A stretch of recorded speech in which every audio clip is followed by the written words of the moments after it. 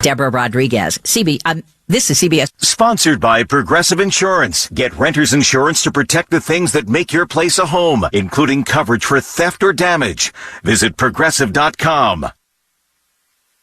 WCBS 880 News.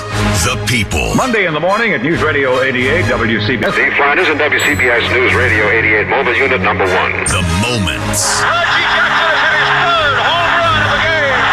Unidentified man who is apparently walking on a tightrope between the towers of the World Trade Center. The events that shaped our lives. All I can tell you is there was severe electrical storms to the north, just prior to the blackout here. Strike Schmike, enough already. The anxiety is setting in about how I'm going to get home, and I haven't gotten to work yet. Here's Wayne Cabot, Paul Murnane, and Bridget Quinn.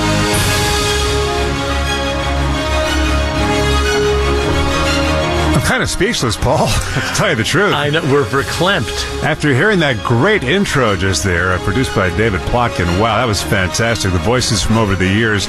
And yeah, I know that we're wrapping things up here, but this is not a funeral. This is a celebration of what has been the best radio station ever to exist. Now, that's hyperbole. As a certain person running for office says, that's not hyperbole. This is the best station there ever was. And for the next 3 hours, we're going to be hearing from people. We're going to be bringing them, their memories to the radio. Maybe we should go in chronological order, in the order that we see here. And that, I guess, would be beginning with Bridget Quinn. Good morning, Bridget. Good morning, guys. This is so fun being in this seat over here on the other side. I don't have to push buttons today. Bridget, the people who originally started here didn't have to push buttons. They had engineers. They smoked cigarettes in the studio, too. And there might have been a bottle or two around the studio as well. Probably. By the way, before we go, we better make sure there aren't any knocking around in a drawer somewhere. When did you start, Bridget? I started in 88.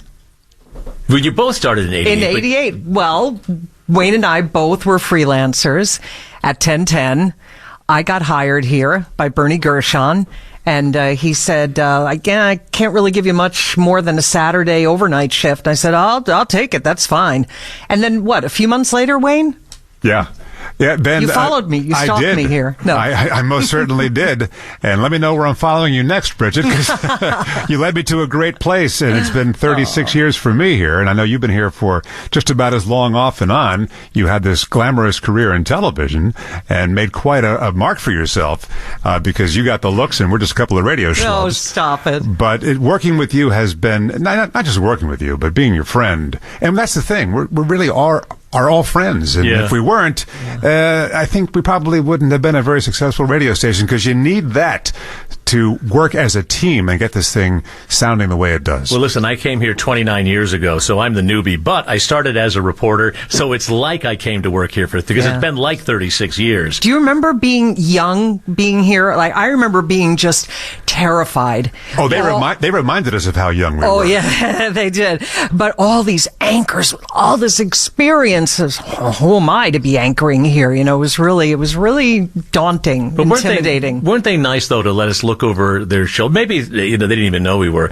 but we watched them work, and we saw the one thing that mattered: that they were comfortable in their own skin, and they were absolutely genuine. And that's the beauty, I think, about this place. We've never been told to put on some act or do it this way exactly, and be some kind of crazy radio personality that you would find on other stations. Do you remember Tom Franklin, the late great Tom Franklin? Of course. The first time I co-anchored with anybody here was with him in the afternoon, and I said, "Gee, Tom, I've never done the co-anchor thing. Does the script say Tom speaks here, Bridget here?" He's like, No. Don't worry. I'll speak, and then you'll speak. And that's exactly right. And that's all there is to it. That's the best advice. No, it's perfect advice, because you speak, then I speak. You go into the commercial, I come out of the commercial, and there's no confusion that way. By the way, the reporter advice that I got from Rich Lamb was just tell people what you see, which was the reporter, I guess, the version of that advice. All right, we got somebody on the line right now I want to get to, but before I introduce him, I want to give you a little tease as to who we're about to talk to here. The New York City newspaper publishers readying a proposal for the Pressmen's Union. The machinists vote to strike. We'll get details from Steve Reed. Mets lose in the ninth to San Diego, 2-1. The rest of the sports with Barry Landers. You New York bets will have your triple from Saratoga. A report on the day in business from Ray Brady. Bob Harris with more on the hot weather. Mary Gay Taylor with a story on how some New Yorkers are trying to beat the heat. The balloonists have made it to Ireland. They crossed the Atlantic. He's Pat Parson. I'm Ben Farnsworth. 6 o'clock. Wait for it. This is The World Tonight. Good evening. I'm Douglas Edwards. All right. Okay. Can I just have a cigarette now? Well, we had three legends there. Pat Parson, Ben Farnsworth, and Douglas Edwards. God. Hey, Ben Farnsworth on the line from Florida, where I understand you're head of the Condo Association, and you're shooting reliably under 80 on the golf course. No, neither is true. I'm still on the board of directors, but I'm not the president, and I play bad golf. I'm about a 20 handicap, so, you know. Oh, good, then I'll be right down. No problem. Hey, come down. We'll have some fun. It's great to hear Douglas Edwards again, too. You know, he was a big listener. He was a big fan. He used to call me from time to time. He was a great guy, and it's nice to hear. It's nice to hear Pat too. I think of him often and listen to Paul. I just spoke with, and of course you. We talk from time to time. I'm glad you're doing well. You remember the first time we met, right? Oh, do I ever? I took the bus in from New Jersey. I was 14 years old. You just showed up at the station, right? I just showed up. Yeah. Back before security. Yeah.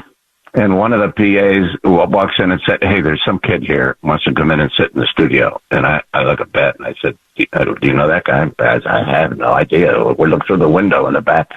I said, "All right, I'll go out and talk to him." So I go out and I talked to him. And I said, I said, "Who are you?" He said, "I'm Wayne Cabot. I just want to come on. Can I come in and sit? Please, can I come?" And so I said, "Sure."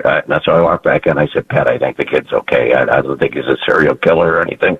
Let's let him in." And so he came in, and you sat in the back of the studio. I don't know how many times you came on a regular basis. Oh, I sure did. I don't think you learned anything, but I mean, still. Well, I didn't wait to be invited, but I learned a ton. Ben, I got to point out, and I know you're going to laugh when you hear this. You and Pat were such a team. And on occasion, people will compare Paul and me to you and Pat, and that is, I don't think it's true, but it's the ultimate flattery. And you and Pat inspired some listener. I don't know who put this together. Somebody put together a Pat and Ben spoof that is classic. And we're going to play it for you right now. You remember what I'm talking about?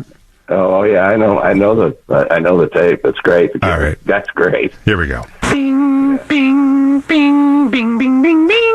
WCBS News Time, 5:15. I'm Pat Parson. And I'm Ben Farnsworth. We're going to be keeping you up to date on what's happening. Right now up to the chopper and Lou Timala.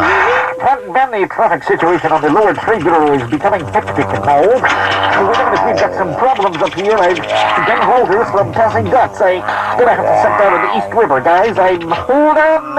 Okay, chopper, 5:15 our time on News 88. And we'll be checking in with Dr. Bob Harris at the Weather Center in a moment. Hello. I'm Sensational Sydney of Sydney's Carpet Reclaimers in East Haddock, Long Island.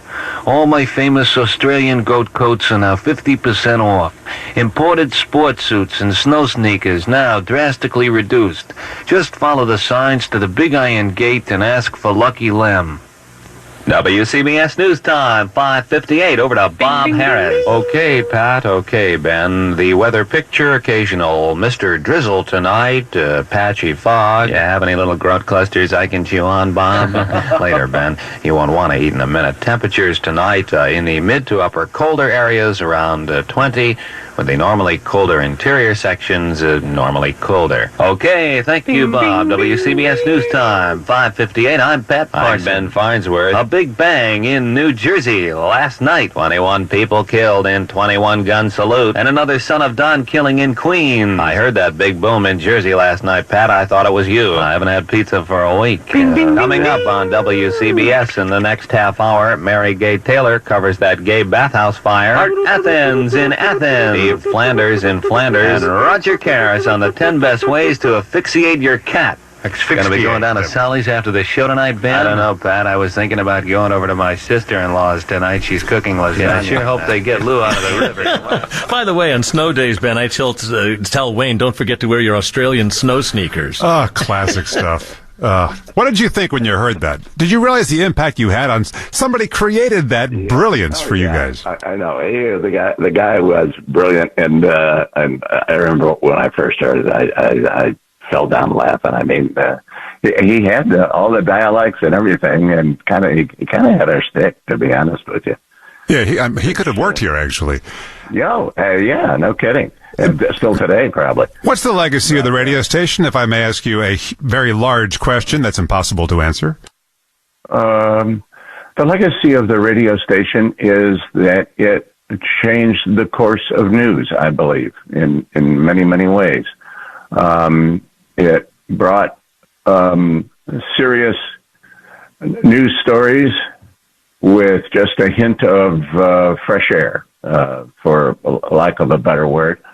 It changed the way people thought about news, I think. I think it was very instrumental in doing that. And back in the day, we kind of had to do that. I always had the feeling. I worked with a guy by the name of Norm Nathan at WEI in Boston years ago, and he was one of the wittiest guys, bright as they could be. And he talked to people on the radio, and that's kind of where I learned it. I wanted to talk to people. And when I came to WCBS, it was, and I'm not demeaning any of the people who were there. It's just the way it was done. I'm Ben Farnsworth, and you're listening to WCBS. In the headlines, you had kind of that kind of impression. And when I was hired, I said, I'm going to be very, very different, and you're not going to like it. And they said, don't worry about it. It'll be fine. And when I came on, it got a lot of, there was some considerable resistance from anchors inside the station. They were all good guys. It was just really new. And I worried about it the first month that I was there, that kind of, just talking about it and taking the edge off the news was going to be a little difficult.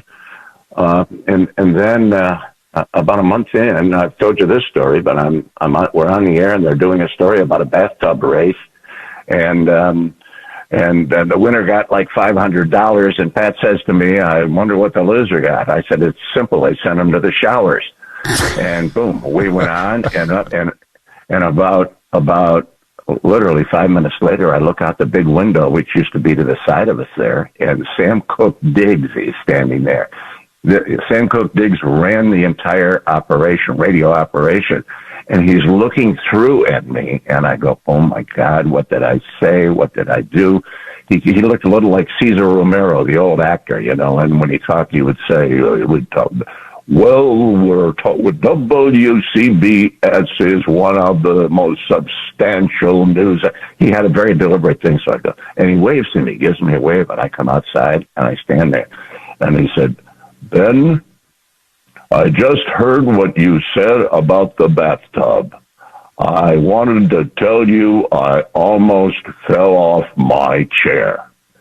And you knew you were in. I knew I was in. He That's turned around, beautiful. and upstairs he went. And so that's when it was invented. At that moment, yeah, you set the standard, and so many of us have tried to be as good as Pat and Ben. Well, we had our times, we had our differences. Everybody it's kind of known that we had our problems. Oh, we hadn't heard. Yeah. But listen, you put two big egos in a room about as big as your bedroom for 4 hours, and it's probably not going to be pretty. So, Ben, you inspired me and Paul and a generation of people, and you inspired listeners who weren't even involved on the radio, just loved the camaraderie and the intelligence and warmth and wit that you guys brought for so many years. And then you came back, and we got to work with you in more recent years, and that was just such a treat. Ben Farnsworth, the legend on WCBS, and I'm going to leave you, Ben. I'm going to say goodbye to you and play a little clip you probably forgot all about. You did a feature piece on something that was new at the time. It was a watch that you would listen to. It made an audio It made noises. So instead of looking at it, it made beeps. And here's how that went. 1, 10, 20, 1. 1 and 20 and 1, or 121. You have to know whether it's morning or afternoon. So, when you're with a special friend and the lights are down low and you're just about to...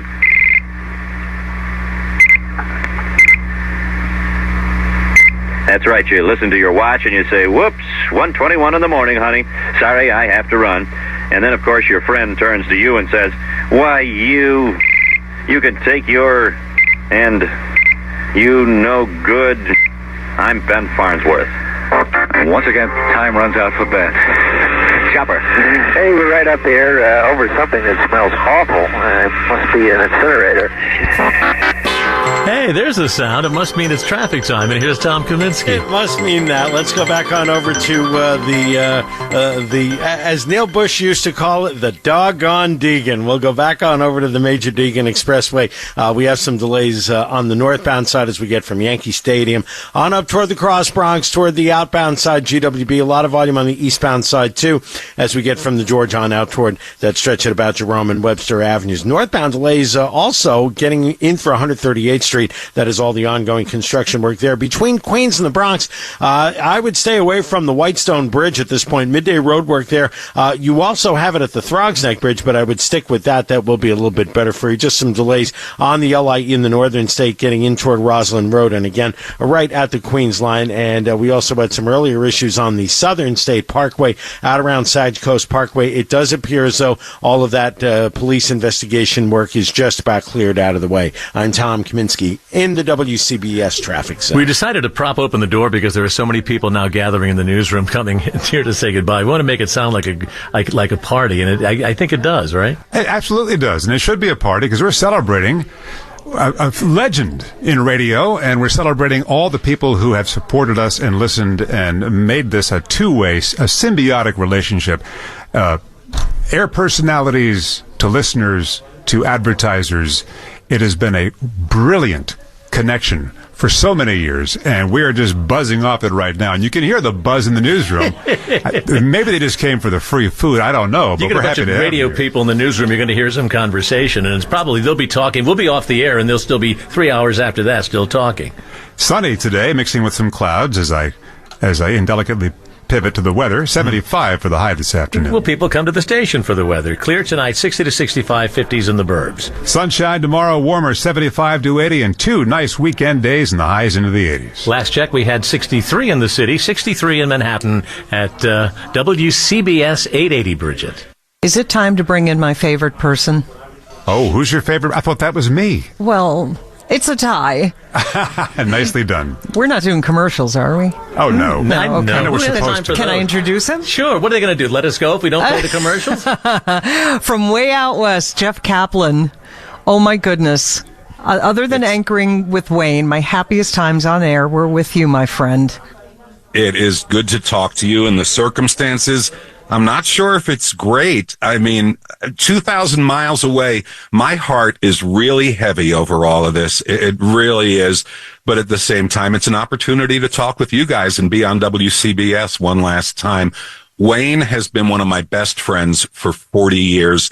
Bridget, I think we go back about 30 years. Mm-hmm. And I want to tell you guys, I moved to Salt Lake City. I'm on the air every afternoon on KSL Newsradio here. I love my job, but I want to tell you how much mileage I've gotten out of the two of you. Wayne, I talk about how we're best friends and how gratifying it was that you got the chair in the mornings after I left. Bridget, I bragged about your TV career and coming back to radio, to the point where everybody's a little sick of hearing it. And it's also being at WCBS for all those years. I think I sat in the chair after Jim Donnelly for like 14, 15 years. I could say things in my newsroom here like, oh yeah, I've met Hillary, and like Trump, sure, had him on, absolutely. And that's the kind of station WCBS has been. I can move 2,000 miles away and name drop about you guys for the rest of my life. I mean, you think about that famous blooper when Rich Adcock The blind desk assistant picked up the phone, and the way he would answer the phone is by pushing every button until he found the person, and he interrupted a guy who was on the air being interviewed, and that guy was Henry Kissinger. Hey, wonderful memories. Hey, I want to say hi to one of my favorite people, and who's near and dear to you, and that's your mother, Elaine. I love Elaine. She's a faithful listener. I'll say something, and it'll somehow get back to you in Utah. Yeah, and she listens to you every morning, and, on the internet, she listens to me every afternoon. We have a camera in the studio, and she actually watches me, and she says, "You look tired," and I'll get the whole mom thing. And she is really going to miss you guys, so much so that for her to get her news, I'm actually coming out. My boss here, Kevin LaRue, has given me permission to go to New Jersey, be at her house, and do my show in Utah from her house in New Jersey so that she still gets her news. We're coming over. We're coming over, Jeff. Absolutely, waiting for you. I remember coming here as a reporter in 1994 and hearing the two, Bridget and Jeff, in the morning and thinking, wow, they really have it together. But having done this for a couple of years now, I can tell you it's not easy. I don't know how you two did it. It really sounded great. I'll tell you how we did it. It was Jeff being as funny as he is. The off-air show was the best, and it was enough to keep me awake every day. By the way, your mom, Jeff, I remember when I told her that I was taking a little break from radio, she gave me this look and said, "Oh, well, that's really too bad." And I thought about that, and then you and Wayne persuaded me to come on back, but I'll never forget the look on her face. That's great. Yeah, well, we love her. I remember the off-air show, we used to call it, all the goofing in the studio. Let it be known that 9:30 every Friday morning, while we were still on the air, we were doing the news and watching Beavis and Butthead on MTV. That explains a lot. Oh, hey, Jeff, my buddy, I love you like a brother. I feel like you are a brother. I feel like Elaine's my mother. We all have that relationship here. Paul, love him like a brother. Bridget, like a sister. And on it goes. And it's legitimate. It's authentic. And I think maybe that's the secret sauce here. So many memories, including you driving me out of WCBS, Wayne. It's time we talk about it. I remember. Okay. Can I? Go ahead. Can I do this? All right. It was 2006. I was burnt out after 9/11. It's just like, what's the point after seeing what happened to New York? And I, dragged my way through the day, and I was saying it's time to go. I had other things going on in my life that were really great. And I was thinking about maybe it's time to retire from WCBS. And it was like stewing in my mind. And here's Wayne Cabot, my best friend, doing the afternoon show at the time on WCBS. And he apparently complained to our boss, Chris Quimby, that there were oranges in the trash can, orange peels in the studio, and they were smelling. Must be from Jeff. So she sends me this formal memo about what you're allowed to do in the studio, and it does include eating, and you are precluded from eating oranges during the World News Roundup. If you must do so, please leave the studio. And I had a total meltdown. I'm like, that's it. This place is a nut house. I got to get out of here. And at the end of my show, I walked in and I said, Chris, it's time to retire. And that was the end of my service. So, Wayne, you got yourself the chair. Congratulations. I got to eat my oranges. Hey, you got in trouble for oranges. Do you know what some of my your predecessors had to eat in the studio?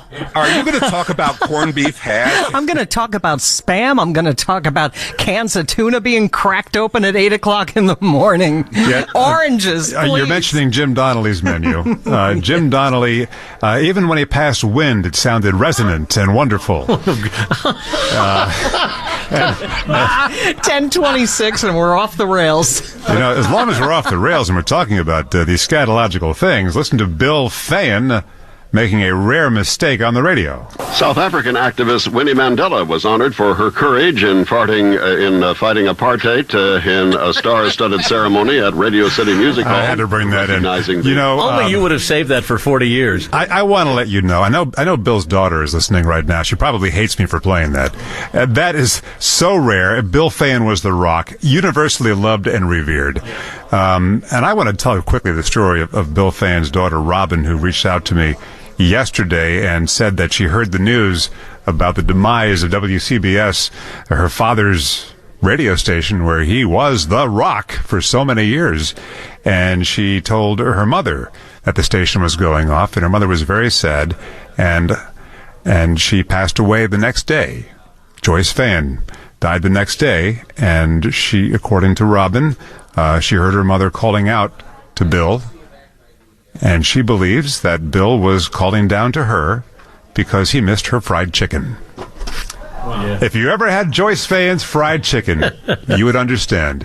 It was famous. And so was Bill Fayen. He went over to Ben Benson's, I understand, and never had to pay. Didn't you go over to Ben Benson's and bring him something back in the studio? On the day he almost retired because the CBS accountant screwed it up. Remember they had the retirement party for him and then told him you got to work 6 more months? Monday, he's like, what are you doing here? On the day Bill Fayen was doing what he thought was his last shift, I went over to Ben Benson's and told the bartender who knew Bill very well that is Bill's last day, and can you make him his favorite, which is a Manhattan? And the bartender at Ben Benson said, I'm not supposed to let you leave with a drink. It's against the law, but shh, here you go. And he mixed an old-fashioned, put a cloth napkin over it, and out the door I went, and I handed it to Bill as he was on the air, and his eyes lit up wide like saucers, and he said, thank you. And then he began drinking it, and I drove home listening to Bill. He never sounded better. Yeah. I think you probably left with 2, and 1 cup was empty when you got back to Black Rock. Quiet, you. Traffic and weather together on WCBS. Tom Kaminsky. Still doing that. Still some trouble on the southbound side of the BQE as we get toward Meeker Morgan. We have a collision being worked on there. If you're heading on over toward the Whitestone Bridge, it's very slow both ways there. We still have some midday road work ongoing there at the Whitestone Bridge. So the Throgs Neck, that's going to be better for you. We still have delays in Queens on the northbound side. Other Cross Island, Southern State, right on up toward the LIE. Just all volume there. Westbound on the LIE, Lakeville Road right in through Springfield Boulevard. It's midday construction work at that spot. We've also had delays inbound side GWB, about 10 minutes. The Holland Tunnel with about a 10 to 15 minute delay, and the Lincoln, that looks to be in good shape. I'm Tom Kaminsky in the WCBS Traffic Center. Well, we have a beautiful late morning in store. It's sunny. It's beautiful outside. Temperatures are on the cooler side, but it's not too bad, all things considered. We're going to be looking at some clouds building in as we go throughout the midday and early afternoon, and then we end up clear in the overnight with temperatures going from 77, that's the afternoon high, to 63 in the city and 50s in most suburbs. For tomorrow, it's going to be even warmer, still sunny and a few clouds passing by, 80 degrees, and then the humidity stays down on Saturday despite warming up again. We're going to have pretty much a blue sky day in store with a high of 83. Right now we're at 72 in Howard Beach, it's 68 in Flushing, and it's 67 in Midtown, guys. John Stone in the Weather Center at WCBS. Chief Meteorologist Craig Allen, I understand, is either on his way or out there right now in the newsroom. I can't really see. There's about 1 million people out there. And we're leaving the door open. You can hear the party that's out there. Paul, same as it ever was. Nobody in the newsroom is listening to us. Exactly. They have no idea what's going on. We're on the air in here. Hello. We now return to WCBS 880 News. The people, the moments, the events that shaped our lives. Well, let's see. We have 57 years to cover in just another couple of hours. And it's kind of like, imagine moving out of your house after 57 years, having all these boxes you got to move out and then sort through them for the gems, and it's impossible to pluck out all the ones that you have in just a couple of days, and that's sort of where we are. So please forgive us. Anybody who's been here, who's worked here, who we are not recognizing, it's just an impossible task. You know that we love you and we remember you. It's just overwhelming that plus the response we've gotten from that we continue to get. Well, the phone is ringing, Paul. The phones don't ring anywhere anymore, and they're ringing like crazy out there. It's heartening to read what people are saying about us, and we could have known a year ago that WCBS was going away, and if we started reading the names and saying thank you, then we wouldn't have had enough time. We've got a list of guests here. We want to see if we can get to them before this whole thing is done, because you and I have a habit. We're famous in the newsroom for just blathering on forever. They write the whole show, and then we get one story on because of our incessant you-know-what. Tom, are you still on the line there? Tom Kaminsky? I am still on the line, yes. All right. I know you wanted to talk about... Actually, to be honest, I have no idea what you wanted to talk about. I was going to try to make something up, but I have no idea, because we've covered so much ground already. Well, I want to start by saying that I was a diehard WCBS listener growing up. If I would happen to get up early, my father woke up very early in the morning to go to his job, to his work, and I would hear Gary Maurer on the air, playing in the kitchen as he would have a cup of coffee and go to work. So I started out actually right out of my graduation at Montclair State in 1984. I started as a driver for Shadow Traffic. I worked for the Shadow Traffic Network. So. And I talked a little bit about this morning. As a driver, it was you would have a bag of maps, a two-way radio, a different route to drive every day. Did that for a couple of years, and in that time, I gained an immense knowledge of the area roadways. And when I was able to get the afternoon helicopter job in 1988, that came in very handy, because it gave me just enough knowledge to start to do that job. I knew what I was looking at. I was just looking at it from a different angle. But while I was a driver for Shadow Traffic, one of my additional jobs was to deliver commercial copy to the radio stations that Shadow Traffic served. So commercial copy, now it's all digital. It comes to you, it's emailed. It was not delivered electronically. It was put on small reel-to-reel tapes and put into an envelope with the script and delivered to the stations by hand.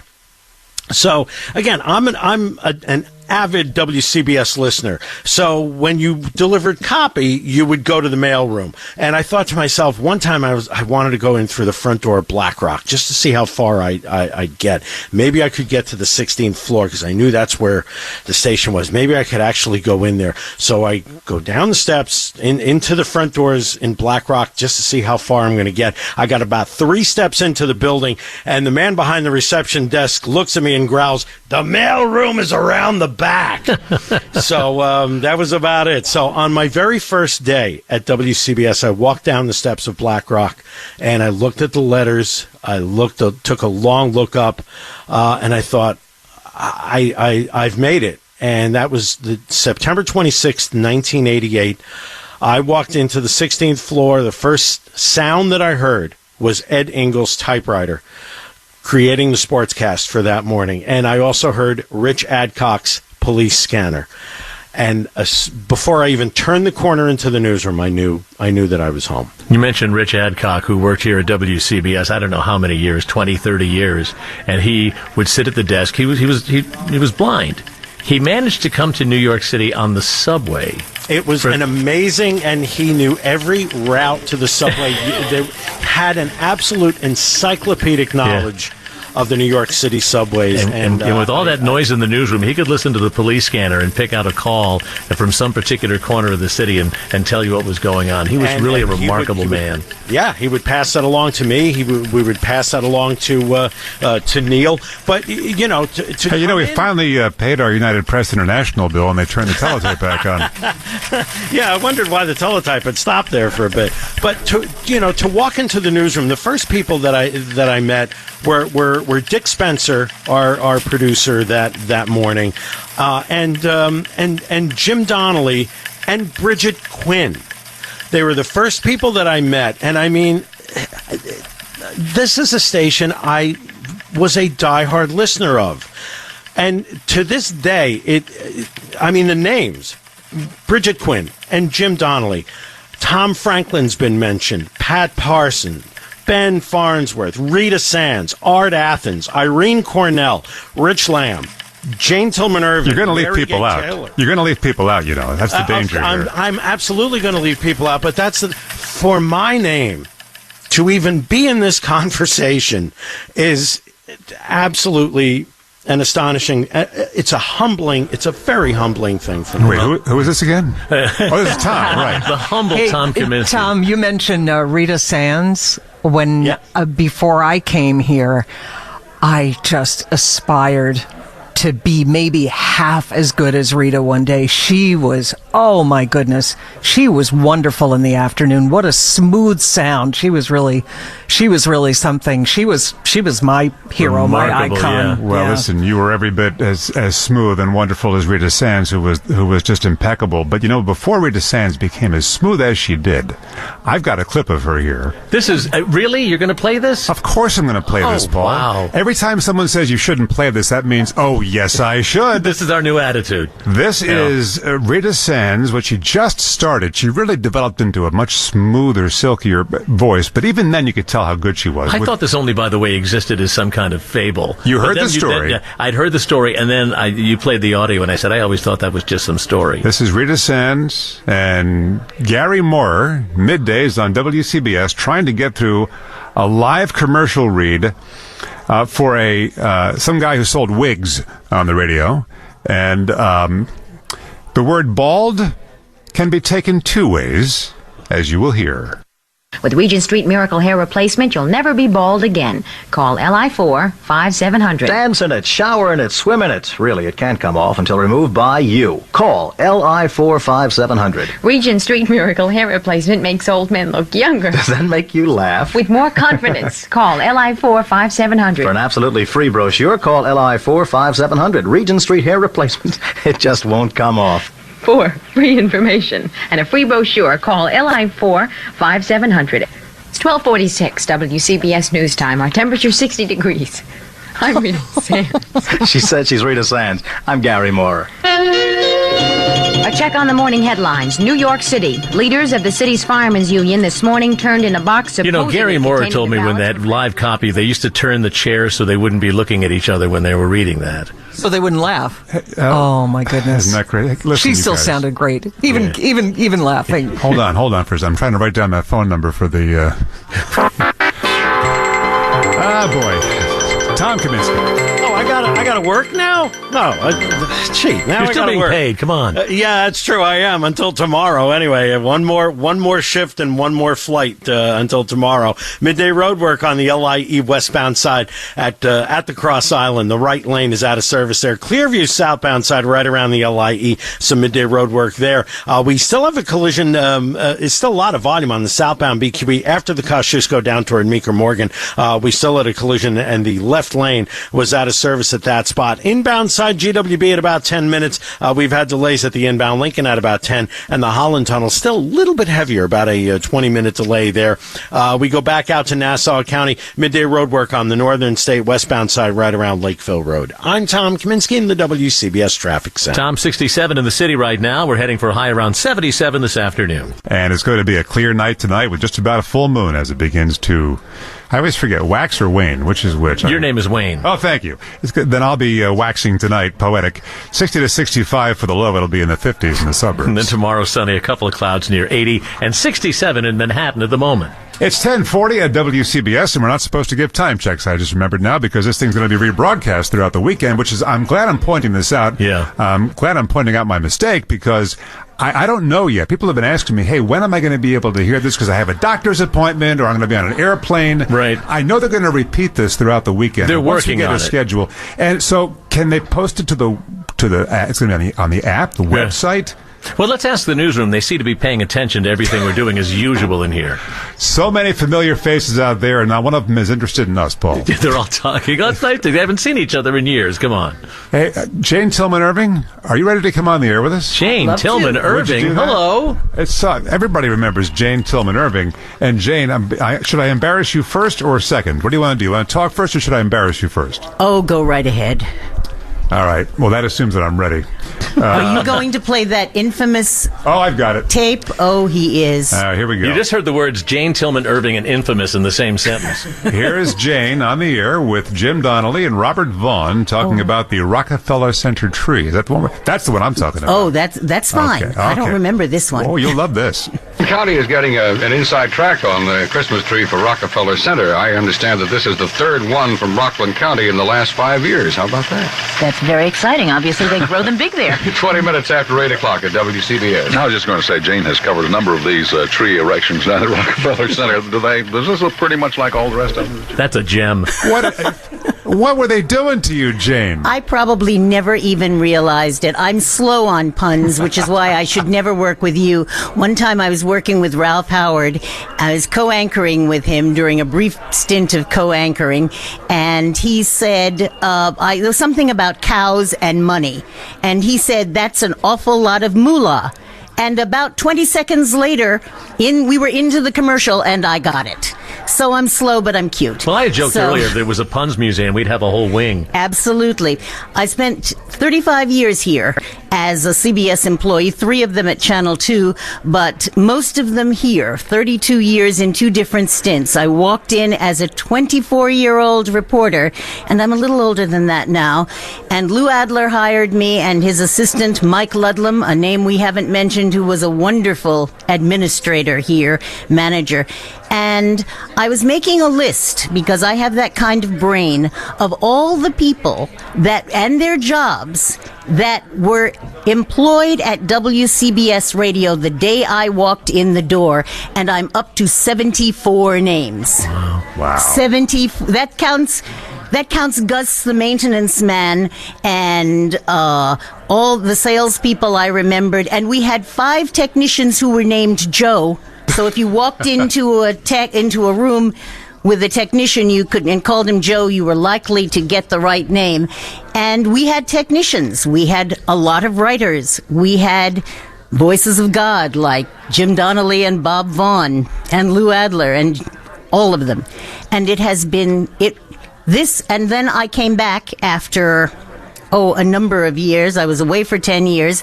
And then I came back as a writer and sometime reporter for another 18 years. I retired finally in 2017. And this place has been part of my life. I have been listening to it since I was in college, when I was a college senior.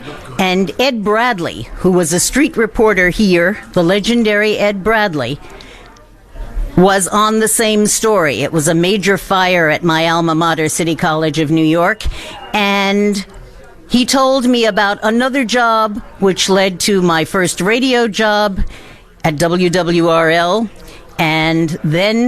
but I always wanted to be here. And within a very few years I was so happy. You know, Jane, I was tired, but I was happy. We were talking about the classy, sophisticated, the important sound of WCBS, which is what caught our ears as kids. And I'm listening to your voice, and I hear that, and you were a part of that. Thank you. Thank you. That means a lot. The WCBS sound was remarkable, and we were coming out of the network with people like Douglas Edwards, whom I met. And we knew that Mr. Paley was upstairs listening, and that was something that we paid attention to as well. And if I can tell you one more story about how important being correct was. Lou Adler was our news director, and I was working the morning shift, and there were people from El Salvador involved in this story. And somewhere along the line, I was calling them Salvadorian, because that's what I thought they were.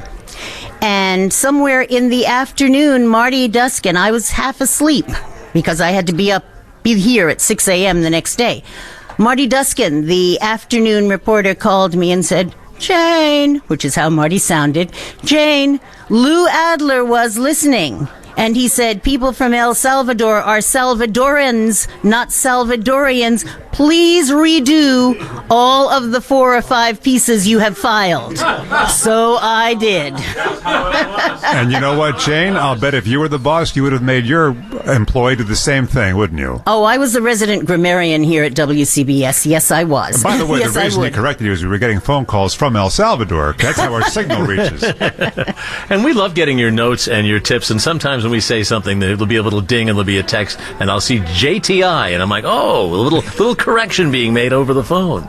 We've got Rich Lamb standing by. Rich Lamb. Yeah, someone just gasped, and I don't know why. I think maybe Rich owes that person money, but we're gonna get to Rich in just a second. We got a little traffic and weather to get to, and I'm gonna set it up this way by playing something that Rich Lamb wishes I didn't have a copy of. And then we'll get to Rich. This is Rich covering the marathon, the New York City Marathon, way back when, probably right there on Fifth Avenue somewhere. Somewhere in the crowd within there is WCBS reporter Rich Lamb. Rich, what's it like?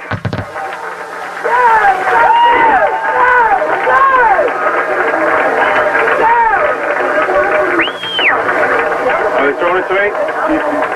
Tap me when they do. My radio just crapped out. Okay, you've been tapped, Rich Lamb, I hope. So let's see if we can get it. Live radio. Oh, I love live radio. That's great. It's almost as good as a live marathon. Rich Lamb, do you know, is someone tapping you? Somebody cue Lamb on First Avenue. Oh, well. Are you going to miss the terror of having things like that happen to you when you're on the air? Yeah, I actually will. That's the most fun, is when everything goes wrong. When everything goes right, it's kind of boring. It's given some of us ulcers. Okay, those are the voices of Art Athens. I heard Bill Schweitzer in there, and I correct myself because Jane's watching. That was First Avenue, not Fifth Avenue, and we'll get to Rich next. But right now, the traffic story, and here's Tom Kaminsky. I always loved working marathon mornings. I remember a morning working at the start line at Fort Wadsworth. Ed Schwartz was our engineer. We put everything together, and I'm producing this along with Todd Ant and Ed Ingalls at the starting line, and the wind starts howling and blows the entire broadcast table over, and I'm hanging on to it, and Ed is hanging on to it as Ed Schwartz is hanging on to it as Todd and Ed Ingalls just continue to vamp and continue to talk and continue to scene set. They were great mornings there. And we head back on over toward the Verrazano Bridge. Let's go there because it's not bad at this point across the Verrazano Bridge over toward Fort Wadsworth. If you're headed westbound on the Staten Island Expressway, had some earlier issues at Toad Hill Road. That's now cleared. Now we've got the midday road work right around that stretch at Victory Boulevard. Over to the Belt Parkway, midday road work there from the Verrazano right on out toward Bay Parkway and out toward Cropsey Avenue, seeing delays there, as well as out toward Cross Bay Boulevard. Southbound BQE collision cleared away in that area of Meeker Morgan, but still some very heavy volume there. Over to the east side, some very heavy volume now on the FDR Drive. Southbound getting toward Houston Street, we had a crash, at least one lane blocked, some northbound delays there too. Also northbound delays on up towards 79th Street, all volume at that spot. I'm Tom Kaminsky in the WCBS Traffic Center. An absolute beautiful morning here, and it's sunny, blue, and actually quite calm and tranquil. Winds are not even blustery at all. It's sunny, blue skies, no clouds in the sky, but we could see some as we continue on throughout the rest of the day. Temperature going to get to 77 before dipping back to 63 in the city and 50s in the suburban areas, and that's going to be under a clear sky. Tomorrow and Saturday are going to be very similar in that they have the sunshine, only a couple of clouds. It's actually going to be more sunny on Saturday with a high near 80 tomorrow, 83 on Saturday, and thank goodness the humidity's not there yet. I hate to say it, but Sunday and Monday it is going to be ramped up a little bit. We're going to see some sunshine, a few clouds on Sunday, 85. Sun at times on Monday give way to some thunderstorms that are possible in the afternoon. We'll keep an eye on that. High again is 85 degrees. Right now we're sitting at 71 in Newark. It's 70 in Howell and 75 in, let's see here, I lost my temperature. Just make it up. That's what we did all these years. It's 75 somewhere, right? John Stone in the Weather Center this morning.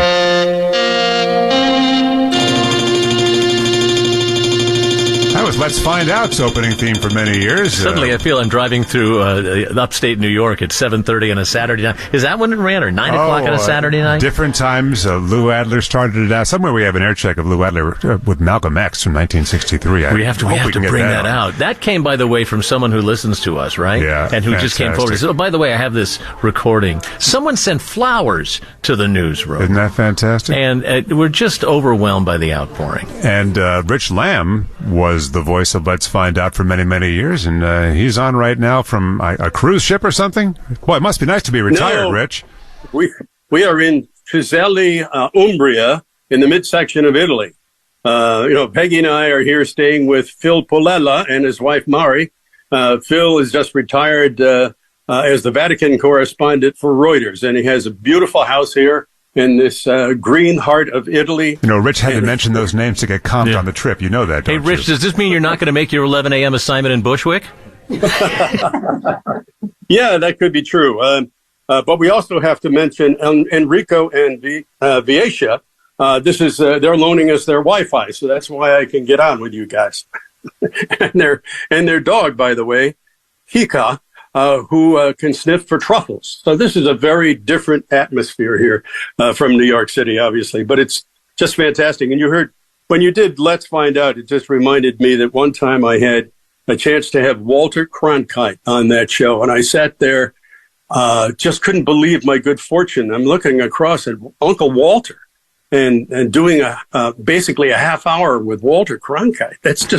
It's crazy when you think about it. You're our Uncle Walter. I have to tell you, you're such a star here, and you should know that your name comes up on a daily basis, and almost everyone here can tell the story of when they're talking to someone and they find out you work for WCBS. Your name comes up almost immediately, Rich. Well, that's very kind of you to say. But I was trying to think back and all of the people that I've met. I'm afraid to try to honor everybody who worked with us, because you're going to leave somebody out. And I remember just standing in front of the CBS building. I was working at WXLO, which was 99X, and I was going in to do my audition. And I stood there and I thought, well, this is never going to happen, but I'll kick myself forever if I don't try it. And in I went, it was unbelievable. I got a phone call from the late Rob Sunday, who said, you're the next WCBS reporter. And I was taking the job that Jerry Nachman had. And I was like, this is really, am I going to be able to do this? And then 43 years later, I left. I have the experience of being a reporter and having people come up to me when they see the WCBS mic flag. They're like, if they're a public official, some of them are famous for clearing the room to get to the WCBS mic to make sure that their message, anything they wanted to say, get out. We were able to look behind the curtain and the inner workings of New York City, and that's the best part, I think, about being a radio reporter. Well, and you think about, because I knew I was going to come on here, I wrote a little list of the people that I met over the years. And they'd say this is very incomplete, but it just gives you some sense of the privilege that we have as reporters. And Phil is looking at me across the table, and here's a guy who, when he retired, got a note from the Pope. I mean, think about, he actually was born in New York City in the Village, and probably never dreamed that he would get a note from the Pope. But anyway, here's a listing of a few people I met. Bill Paley, Ronald Reagan, Nelson Rockefeller, John Lennon, Barack Obama, Pope John Paul II, Mother Teresa, Cardinals O'Connor, Egan, and Dolan, Detective Stephen McDonald, Elton John, Mayors Beam, Koch, Dinkins, Giuliani, Bloomberg, de Blasio, and Adams before he was mayor, Senators Moynihan, D'Amato, Schumer, Gillibrand, Javits, and more. And, the governor is just, it's just an amazing array of people and memories. But I think about WCBS, and here we are in an area of Italy that is prone to earthquakes. And we were just in Assisi yesterday. As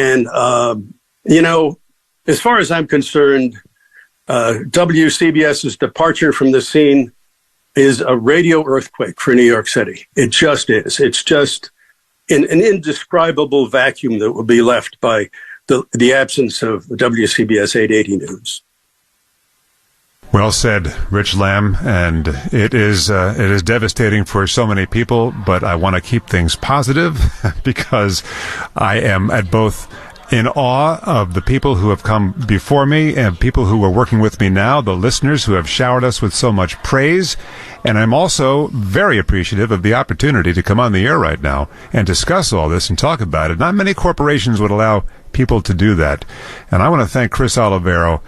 And I want to thank Ben Meverek and Ivan Lee for letting us do this. It is not a given that you'll have this opportunity. And that shows you the kind of classy people that have led this radio station now and going back 100 years just about. And Rich Lamb, it's been an honor to be on this radio station with your voice as part of it. Well, an honor to be with you guys. And your repartee in the morning is unequaled. The two of you just play off each other, and you get the job done, you get the news across, but I'm never bored. And that really is a unique gift that you, I guess if you had a unique gift, both of you couldn't share it, but maybe you can in this case. We're all such geeky grammarians, aren't we? Well, and you had Jane Tillman-Irving on. She was really a phenomenal editor. She is the one who would catch me in the subject-predicate disagreements when no one else could. Those are the kinds of disagreements we had back in the day. Rich Lamb, our WCBS reporter, who I remember was able to cite from memory this promo that aired on WCBS. He would be able to do it word for word. Ready? Here we go. News is more than facts. News is information you need, presented in clear, direct language. Information about your town, your state, your world. I'm CBS News correspondent Walter Cronkite, and weekday afternoons I'll be here on WCBS New York with news and comment on one of the stories that's important to you. Pat Parson and Ben Farnsworth keep you up to the minute, and I'll be here at 4:36 with Walter Cronkite reporting. That means it's time for the traffic story, isn't it, here on WCBS? And here's Tom Kaminsky. And the traffic rolling on, or not rolling on, as the case may be. We go over to the east side. We've had delays on the northbound side of the FDR Drive getting up toward Houston Street, or actually both ways there at Houston Street. We had a southbound crash, northbound very heavy as you get toward that stretch at 79th. Collision, the right lane is out of service. We go back over to delays in Queens on the LIE. Crash at Utopia Parkway cleared. Now more delays getting on in through Queens Boulevard, wrapping around onto the southbound side of the BQE. Belt Parkway, eastbound heavy from the Verrazano on out toward Bay 8th Street and Bay Parkway. That is midday construction work there. I'm Tom Kaminsky in the WCBS Traffic Center. Follow the news and the newsmakers here on the CBS Radio Network. CBS News at the top of the hour, straight ahead right here on WCBS, but I think we have the weather to get to here first. Yeah, we'll tell you it's a sunny day. It's a really beautiful day for our last working day, maybe in Manhattan. I don't know. We'll see if we get another job in the city. We'll miss the bagels and the parking. Sunny today, cloudy later on. Some clouds may be mixing in, but really it's a nice day with a high of 77 today. And delightful is the word they're using for tomorrow with sunshine and a few clouds around. The high will be right around 80. And then for Saturday, sunny much of the time, pleasantly warm 83. Sunday, warm, more humid, some sunshine, the high of 85 for wrapping up the weekend and WCBS on Sunday night. Do you remember the horror, the fear, the terror we used to feel, Paul? On the rare occasion we'd go to the top of the hour headlines and there'd be nothing written. When you need to know why, when it matters most. This is WCBS 880 News.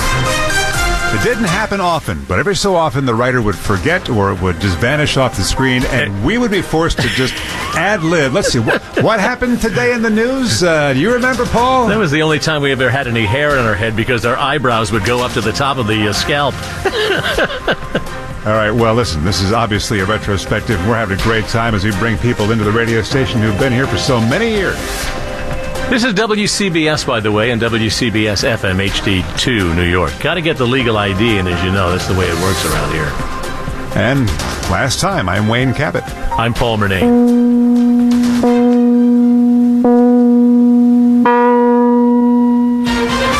This is CBS News on the Hour, sponsored by O'Reilly Auto Parts.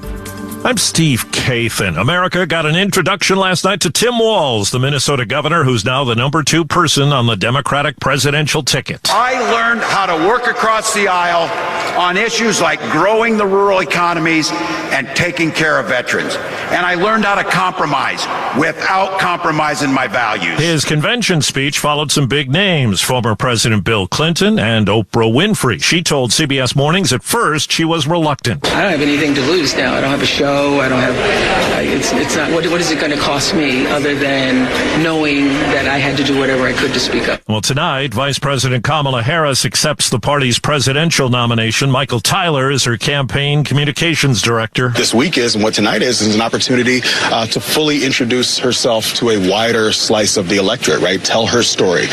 Growing up the daughter of a working mom, working at McDonald's while she was at college, the work that she did before she became vice president and senator, working as a prosecutor and as attorney general. What the through line has been, always working for the people. Well, there could be major impact here in the U.S. as Canadian rail workers have gone on strike. CBS's Chris Mavridis is in Toronto along rail tracks that are now quiet. Everything from Canadian-made insulin to frozen French fries were turned away, and now it could also affect gas prices since those trains won't be carrying the 100,000 barrels of Canadian crude oil that get shipped to American refineries every day. Now to the Middle East, CBS's Rami Inocencio in Israel with the latest on Gaza ceasefire talks. That's the talk that the talks are going on or expected to go on. We got guidance from the White House that those talks were expected to start today, but so far there has been no word at all that has actually started. Officials in Italy say one of the bodies found yesterday in the search off Sicily for victims of a yacht that sank was British mogul Mike Lynch. Health researchers here in this country say they've taken a step closer to a flu vaccine that could last for up to 20 years, adapting to new strains along the way. Ted Ross is director of global vaccine development at the Cleveland Clinic. We can stimulate an immune response that will last 20 years and protect against all strains of influenza that circulate in the human population today. So not only do we do historical strains, contemporary strains, but it allows us to look over time to see how many different versions of the flu virus we're able to neutralize as we move forward in time. And he says the vaccine could still be a decade away from being made available for everyone. Wall Street, right now the Dow is down 53 points. The S&P is up 1.5 points. This is CBS News. Think O'Reilly Auto Parts for all your car care needs. Get the parts and service you need fast from the professional parts people at O'Reilly Auto Parts. WCBS 880 News. The People. Monday in the morning at News Radio 88 WCBS. Dave Flanders and WCBS News Radio 88 Mobile Unit number 1. The Moments. Unidentified man who is apparently walking on a tightrope between the towers of the World Trade Center. The events that shaped our lives. All I can tell you is there were severe electrical storms to the north, just prior to the blackout here. Strike Schmike, enough already. The anxiety is setting in about how I'm going to get home, and I haven't gotten to work yet. Here's Wayne Cabot, Paul Murnane, and Bridget Quinn. True story. There was a feature on WCBS invented by Jeff Kaplan, who we've spoken to here, called Dishin' Digital. Jeff left. Chris Quimby, who was one of our former news directors, programming directors, came in. And I'm walking down the hall after Jeff left, and she says, "Congratulations." I said, "What?" She goes, "You're the voice of Dishin' Digital." And before I could raise my voice to ask for more money and object, she was gone. And that was the CBS way. It's the CBS way. And the man who put it together, I did none of the heavy lifting, by the way. You did a lot of heavy lifting. Well, Rob Hawley, who is here, who is a WCBS writer and is now over at the ABC Radio Network, yeah. You did the heavy lifting, I do believe. You wrote those, and you were a writer here. And Rob, some pretty wonderful memories of the place. I know when I see your face here, I start laughing about the many high times and laughs that we had together. Oh, my goodness. Well, I'll tell you a story about Wayne Cabot. Because, Wayne, I was listening to you guys on the way down. You were the writer in the afternoon with that. I was the writer in the mornings, but then I was the writer in the afternoons. I wrote Wayne a lot of stories. But this story goes back to before my child was born. And I was so excited. I was absolutely so excited. And we finally got the get-go. I can go in and I can start to tell people. And I go in and end of my shift, I am on my way out. And this goes back to what you guys were talking about, how you can hear WCBS absolutely everywhere. It wasn't just New York, New Jersey, Connecticut. It booms into Pennsylvania. It booms all over the place. And so I go in and I tell Wayne, I said, I'm going to have a kid. Wayne's, congratulations. Everyone's congratulated me. I walk out high as a kite. I go and get in my car. And I turn on the radio, and I hear, they used to do the credits, and you say, in the newsroom, so-and-so. And I hear Wayne Cabot say, and congratulations to our writer, Rob Hawley, who's going to be a dad. And at that moment, I realized that I hadn't told my mom yet. So Wayne Cabot, and I'm praying that my mother's not listening to WCBS in Philadelphia, where she could, because Wayne Cabot cannot keep a secret to save his life. We love disrupting families, by the way. People learned very early on, and if they didn't, shame on them, that if you come in here and say something, it's going to get on the air. Yes, just absolutely. Assume it's public information. Yes. Anything else you want to share with us? We'll sure. keep it between us. Nobody will know. No. Well, I mean, there's been a lot of talk. I've been listening, obviously, since I heard the news, because I spent nearly 20 years here. Started here in 1999, 3 stations ago, back in Black Rock, and left here in early 2018. And so a lot of people have been talking a lot about legacy, about how to remember this station. And legacy for me in radio is tough because it's very ephemeral, right? We talk and it's out in the air and it's gone. And same thing with journalism. Journalism very rightly is called the first draft of history. But what do you do with that first draft, right? You rewrite it, you revise it. So legacy, unless you're talking about some gigantic story, Pentagon Papers, Watergate, Abu Ghraib, it's very difficult. But I was thinking about the lessons of WCBS. And one of the lessons is from our friend Wayne Cabot. And if you have never heard the term cabotage, I'm going to introduce you to that. We were going to get into that, weren't we? And Wayne Cabot is one of the most brilliant broadcasters I have ever had the pleasure of working with, and I've worked with a lot of them. And he's a brilliant writer, and I wrote, how many scripts did I write for you? Oh, thousands? I can't easily thousands, yes. And most of them you read, and you just read them the way I wrote them, which was great. But every so often, Wayne, for whatever reason, boredom, that's what Wayne would always say, boredom, think they can do something a little bit better, likes a different way, he would start to rewrite it. But he wouldn't rewrite it in a commercial break. He would rewrite it as he's reading it. And then he does this thing where I can only describe it as the linguistic equivalent of painting yourself into a corner. I'm still in that corner half the time. Because you're rewriting it, but then you're also reading it, and you hit a part in the script that you've already said, now you have no idea where to go anymore. And I'm out in the newsroom, I'm screaming, if you would only read it the way I wrote it. Now I know why Wayne's picture is on a dartboard over the Writers Guild. But the lesson of the Cabot, and that's Wayne Cabot sabotaging himself. But the lesson of the cabotage is that Wayne dared to do it. In that moment, you're a brave soul. Wayne said, I can do something better here. Now, sometimes you fall flat on your face, my friend. Oh, yeah. But a lot of times you didn't. And a lot of times you made it better. And that's one of the lessons for all of us is dare to do something. Dare to, reach for something better. Even if you're going to fall down, dare to do it. And then one more, if you'll indulge me, because you have not told me when I need to get out. That was about 2 minutes ago. Okay, do you need to go to traffic and weather? No, we're fine. Go ahead. All right, fine. The other one is about Rich Lamb.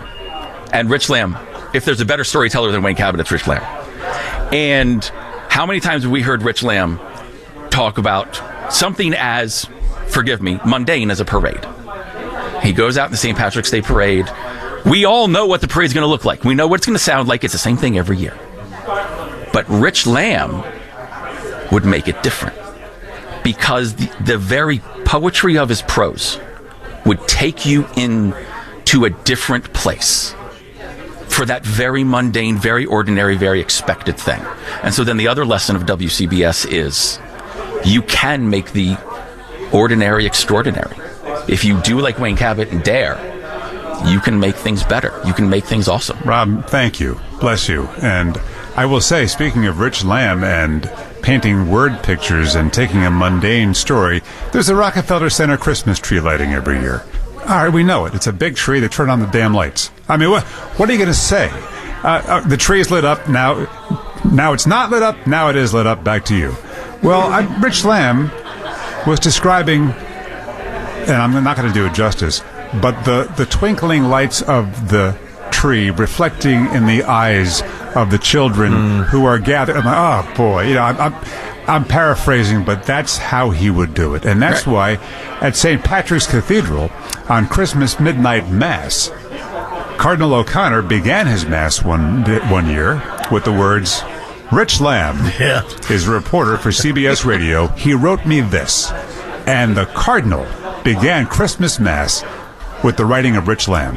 Yeah. Does that say it all, or what? Absolutely. That says something. Rob Hawley, thank you. Thank you, guys. I guess we better get to the traffic before they fire us.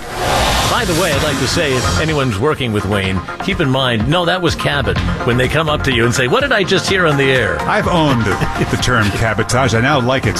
Here's Tom Kaminsky. Let's go back out to Nassau County, guys. We go westbound side of the LIE from about Glen Cove Road in through Willis Avenue, in through Lakeville Road, right in through the Queens lines. Construction work there, getting in toward the Clearview. A lot of eastbound volume, too, getting out through Lakeville Road. Northern, a little bit better. Southern State, some eastbound delays there that I see, getting on out toward Meadowbrook Parkway, and also the southbound side of the FDR still very heavy from the 70s on down, or actually from about 96th Street down toward the 59th Street Bridge, and then more delays as we get through the 30s and down toward Houston Street. We had a crash there, had a northbound crash at 79th. That is now cleared out of the way. I'm Tom Kaminsky in the WCBS Traffic Center. I believe we have to go to the weather forecast right now because people want that on the radio. And John Stone, are you there? I sure am, guys. How's it going for this hour? Hopefully good? Well, yeah, because we have this big party going on in the newsroom, and no one is hearing a word we're saying here on the air, and I like it that way. Nobody can come in and yell at us. The tradition continues, yes. Exactly, and no one can hear my beautiful forecast, but I'll say it to you guys so you can enjoy the day when your day is over. We got beautiful conditions outside. Sunshine's out, not a cloud in the sky yet, but there are going to be some clouds building in as we go into the afternoon. The temp's going to get to 77, very comfortable. Then we dip down to 63 overnight. That'll be a clear sky, 50s in suburban areas. Sunshine, a few clouds again for tomorrow, getting up to near 80. And then on Saturday, we're looking at sunshine, pretty much a blue sky day. Not a cloud in sight, nor is the humidity going up yet. 83, the high for that day. Right now, we are at the 73-degree mark in Ozone Park, 72 in Whitestone, and it's 70 finally here in Midtown. Good morning, I'm Jim Donnelly. I'm Lou Adler. And I'm Robert Vaughn. Harvey Hoffman. Rita Sands. Headlines coming up. Breaking news. We'll cover it all. I'm Pat Parson. I'm Ben Farnsworth. Headlines coming up. This is John Wycroft. At the anchor desk, this is Tom Franklin. Updates on the top stories, I'm Bob Glenn. Headlines coming up. This is Bill Thayen. This is Gary Moore. Good morning, this is Gil Gross. Keep tuned for the day's top news. Sports is my assignment at News 88. I'm Ed Ingalls. Coming along soon, I'm Bill Schweitzer. This is Barry Landers. Win Elliott with Sports Central USA. Health is what I report on. I'm Charles Crawford. Advances in medical research. I cover that field. I'm Lou Adler. Medical news. I cover it. I'm Mel Granite. I'm Dr. Stephen Andrew Davis. Weather is what I report on. I'm Craig Allen. I'm Todd Glickman. The forecast coming up. Money is market trends and prices. I'm Ken Pruitt. This is Marshall Loeb with Your Dollar. Knowing your consumer rights. I'm Elaine Rose. This is Joe Durso Jr. Stay tuned for Report to Consumers. Travel is this is Steve Birnbaum. Stay tuned for my report. Entertainment is the new film in town. I'm Jeffrey Lyons. Where it's at and where it's gonna be is the political scene. I'm Steve Flanders. I'm Stephanie Shelton with What's Happening. I'm Rob Sunday with News from the Grapevine. I'm Jane Tillman Irving with Perspective. This is Anna Mae Sikorsky with Report on Women. This is Steve Reed with Perspective. How to get you in and out of town is from the News 88 Chopper, this is Neil Bush. Traffic report coming up, this is Lou Timmerlund. In the News 88 Copter, this is Tom Selak. No matter where the news is made, we're here to tell it best. WCBS New York. WCBS New York. Now, was that all edited together, or did they actually need something that long to fill back in the day? I pieced that together because I have no life. I just sit home and piece things together like that.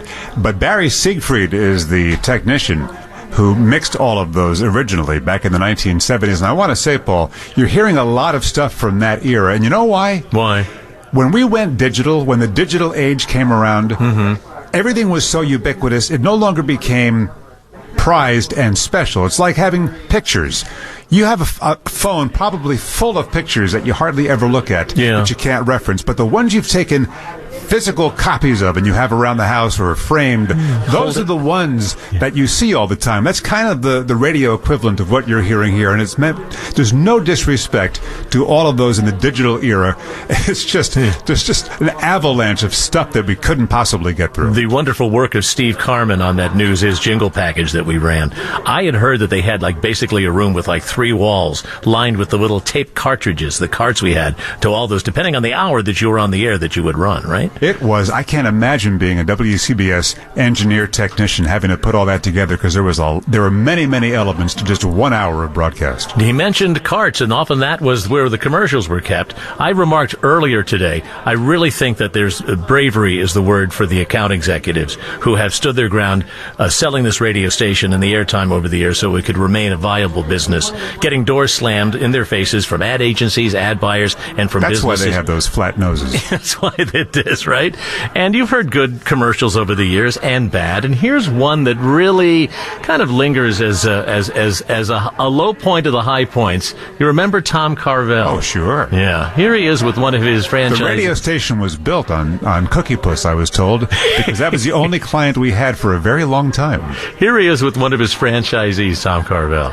We're here at Carvel College with 2 Hindu gentlemen. How long you been in this country? 4 weeks ago we came to US. Came here? Now, where you got a Carvel store? Well, Carvel store is the Lewisburg, Pennsylvania. In Lewisburg? Yeah? Lewisburg. Who makes the ice cream and cakes in your store? Who's the cake decorator? We will Who's take better, the you care. or your son? I and my son both. Your son is good? Are you going to say anything at all? Are you going to have Wednesday is Sunday at your Carvel store? Say that. Say Wednesday is Sunday. Wednesday is Sunday. It's Sunday. Carvel store. That's right. Now, do you know what Thinny Thin is? Thinny Thin. Dietary frozen dessert. Dietary frozen dessert, right? Yeah. Now, you got a Carvel store, and you're going to give away flying saucers disc Flying saucer disc. with the purchase of a cake, right? Free, right? Free. And are you the cake decorator? Yes. And where's your Carvel store again? Lewisburg, Pennsylvania. Thank you. Whew, I hope nobody nobody who's Indian took offense to that. Oh, No. look, Ashok Bala is here. He just came walking in. Hey, Ashok, grab that microphone for a second, would you please? Yeah, I got to turn on the mic switch over there. I saw you laughing as that was playing, so I figured there will not be an HR lawsuit. Oh, yeah, come on, that's just funny. It is just hilarious, isn't it? I am so proud that you work here. I am so proud that you continue to work at 1010 Wins, and I claim complete credit for your news radio career, despite the fact that you had a long music career before that. I said, what are you doing playing those stupid records? You got an amazing voice. You have an amazing intellect. Please come over to the dark side, and here you are. Well, I love telling this story because I was doing afternoons on 102.7, right, across the hall. It was Superstorm Sandy. And you happened to go to the bathroom where my station Which I was have on. to do right now, by the way. I can handle it for a couple minutes if you got to run. No. But I'd like to point out all the great conversations in radio happen in the bathroom. So you heard me and actually thought I was entertaining, which I don't think many people did. And you came in to tell me that, which I very much appreciated. I'm like, Wayne Cabot is coming to tell me I'm good on the radio? And you told me I should be doing news. What am I doing playing music? And I said, well, I'm a dumb disc jockey. And you said, no, you're not. And a friendship developed. And you are the reason I'm here. And this station has made me such a better broadcaster. It's working with you guys. You're the gold standard. The way you talk about Pat Parson, Ben Farnsworth, all these people, that's how I feel about you. Thank you, Ashok, and thank you for following me over to the dark side here. It's so fun. I can't tell people how fun doing this format is, and it's so unique. There's no station like WCBS. But it's like being a DJ, isn't it? You're just DJing the news as opposed to the music. Yeah, right. And when you have a co-anchor like you guys do, it just adds a twist that really there's nothing like it. It's TV news. Yeah, there's two anchors, but they can't do the kind of banter you do. Some of my memories that I'm going to treasure working with you as a co-anchor when Wayne was off, and you have the best radio stories. Do you tell people about your radio background and your work with Howard Stern? Sure. Yeah, I was on K-Rock many years ago when 92.3 was K-Rock, and I was Dead Air Dave, and just a DJ on the station until the censor for Howard left, Andre Gardner. Your friend and my friend, Great Wayne. guy. Yeah, he's afternoons at MGK in Philly. And, so he's the reason I became the censor, because he said, hey, this guy Ashok is responsible. He's not going to mess up the license of the station. And I said, I don't want to be a censor. I'm Dead Air Dave. So I kept saying no. It was like the only time in 30 years I've had the upper hand. So I was able to get a deal that was, okay. By the way, I think we could use you as a censor for the next hour and a half of this broadcast, because who knows what's going to be unleashed. Dead Air Dave, Ashok Bala. And don't forget Dylan and A.B. Love. Oh, right. Anything else? It's a storied career that's irrelevant compared to yours. Listen, will you text me radio stories after I'm done here? We have to keep that tradition going. Let's go to Rusty Fender now with the traffic update. Here's Tom Kaminsky. Somebody mentioned Dead Air. Did they ever get Dead Air Dave as part of Dead Air? Yeah, my band needs some gigs. We need some working gigs now. Yes, you do. Yes, indeed, we do. We're very happy to be doing stuff though for Joe Durso and Light of Day and my friend Jim Monahan. We're very happy to be part of our band Dead Air. So shameless plug right there for the band. Thanks, Jim. There you go. We head back over to the FDR Drive southbound side. We still have only the right lane getting by at Houston Street. We had a collision there. We had at least one lane blocked. Northbound side at Grand Street, we now have a collision in the left lane. We had another crash on the northbound side getting on up toward the area of 79th. The crash there is now cleared out of the way. We head back on out to Nassau County, westbound side Southern State, getting in toward the Seaford Oyster Bay Expressway. Northern State delays in toward Lakeville Road. That is all at this point, just midday construction work. We've had delays also on the northbound New York State Thruway, getting up and over the Cuomo-Tappan Zee Bridge. We had a Rockland-bound vehicle fire. We had the left and center lanes out of service there. I'm Tom Kaminsky in the WCBS Traffic Center. Wouldn't you know, in the middle of all this, I have an Audacy system update on my computer. Restart now or postpone. And it reminds me that I also have not done a compliance, one of the modules.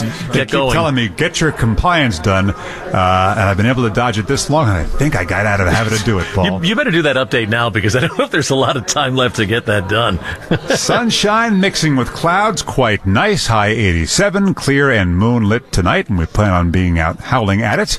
63 for the low in the city, 50s in most suburbs. Tomorrow sunny, a couple of clouds around near 80. The weekend looks great. Sunny 83 Saturday, sunny 85 on Sunday. We were talking a little while ago about how really, really hot it was in the summer of 1977. Do you have handy, Paul, that audio of Pat and Ben when they were ready to kill each other about how hot it was? You think you get agitated when it's really hot out, and you get hot under the collar. These two were on the air when it was 104 degrees out. Yep, and here they are. This is from July 12th of 1977. Pat Parson, Ben Farnsworth, and I'll tell you for a moment why their weather forecast may play a role in history. That makes today the hottest day in New York City in 11 years. The last time it reached this level was July 3rd, 1966, and the all-time of 106 was set on July 9th, 1936. Good afternoon. I'm Pat Parson with Ben Farnsworth. When the temperature's higher than my bowling score, I know it's getting hot. Of course, right around your golf score, I guess, Pat. Your IQ.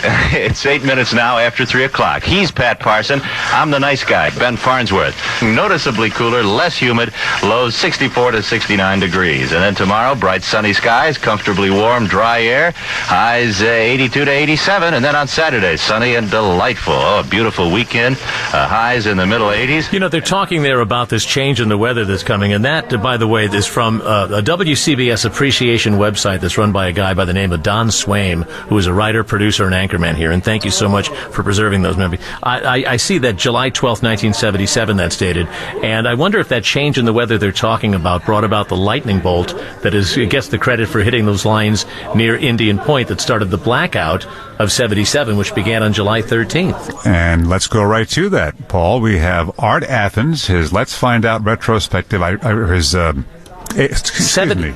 88 looks at 77. That's it. And we're going to come out of the commercial here for, do you guys remember Caldors? Yeah, one of the many commercials that came and went. But here we go. And this is, I love the way Art put this together, the blackout of 77. Come on, bring your film to a friend. Caldor. We're the place for people who love to take pictures and save money while saving holiday memories. And now we continue with 88, looks at 77. I can guarantee that the chances of a brownout or a blackout are less than they've been in the last 15 years. Charles Luce, chairman of the board of Con Ed on ABC's Eyewitness News Conference a week before the blackness came. And that the chances are less here than in most other cities in the United States. I can't guarantee, however, that because we do use machines, and the machines are run by human beings, that under no possible circumstances could it happen, but I don't think it's going to happen. Think again. 9 p.m., July 13th, one of the many conversations between the New York Power Pool and Con Ed's Energy Control Center. Bill, I hate to bother you, but you better shed about 400 megawatts of load or you're going to lose everything down there. Yeah, I'm trying to. You're trying to? All you got to do is hit the button or shed it, and then you worry about it afterwards. But you got to do something. They're going to come in and tie on you. Yeah, right.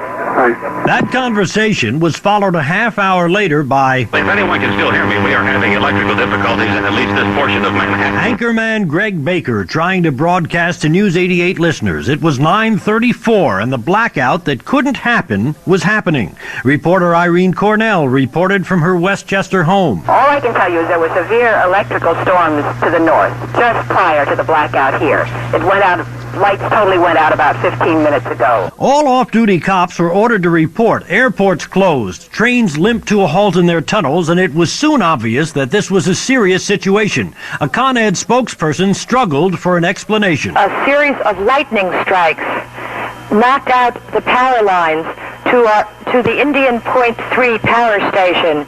Shortly after 9 o'clock, we went into a 5% voltage reduction. Then we went into an 8% voltage reduction. Then we shed some load in Elmsford and Mount Vernon, doing everything we could to alleviate the strain on the system, but it wasn't enough. And about 9:34 p.m., we lost the entire system. Perhaps when Charles Luce got a call at his candlelit Westchester home saying, "Charlie, we've lost Manhattan," he had memories of the great blackout of 65, New Yorkers helping each other. But this time, New Yorkers helped themselves. Reporter Steve Reed saw that ugly part of the story as it began developing. A heavy rainfall has started here in New York City, and fortunately for the people along 14th Street, the rain is a blessing in disguise. When I came here to the headquarters of Con Ed, there was a lot of shattered glass, a lot of police sirens, police lights, a lot of police activity along the block. Sporadic looting had started. However, it is under control now. The police are stationed, and as I said, the rainfall has dispersed some of the crowd that had started to get a bit unruly. No one at the Con Ed offices could tell reporters anything. At one point, a Con Ed official said there would be a statement as soon as the TV cameras showed up. TV, protested one radio reporter. Wait a second. That's ridiculous. Forget about television. Radio is on the air. This is radio's night. And indeed it was. People turned to their car and transistor radios for information. What happened? How long would it last? Mayor Beam, setting up an emergency command post at City Hall, was on the air to reassure New York. I've ordered an emergency a little after 10 and been in touch with Commissioner Codd and Acting Commissioner Murphy of the Fire Department. And also our traffic commissioner. The effect was, to understate it, eerie, as Ben Farnsworth learned as he battled his way through murky Manhattan. It is bedlam trying to drive in this city. You can see nothing, obviously, other than what flashes before your headlights. The problem you have is that there are people everywhere. Old people, young people. I've seen kids that can't be any older than 6 or 7 years of age running in the streets here. People walk 30, 40, 50 flights of stairs to get to hotel rooms or apartments. Others slept in hotel lobbies, offices. Still others took to local bars for candlelight celebrations. Celebrating what? They knew not. Mayor Beam groped through the darkness for information. Shortly before midnight, 2 hours out, he relayed this reassuring news. Things were much better, technically, than they were in 1965. In fairness to Mr. Luce, I asked him, when does he think we might be able to get relief? He says, I'm a little hesitant saying it to you, but he says it's possible that within an hour they're going to begin to reconnect parts, and he thinks in several hours that the total system will be all right. But it was far from all right. The mayor ordered New York closed for the day, and by noon, after 15 hours of no power, Beam blew a fuse. I want to express first my total outrage that at this hour, the city of New York is still without power. It was radio's night indeed, and the next Monday, on the back page, full page, New York Times front section, was an ad from WCBS thanking and listing every single anchor, reporter, technician, desk assistant who was part of our magnificent blackout coverage that informed New York City and cemented WCBS as the voice of New York. We now return to WCBS 880 News. The people, the moments, the events that shaped our lives.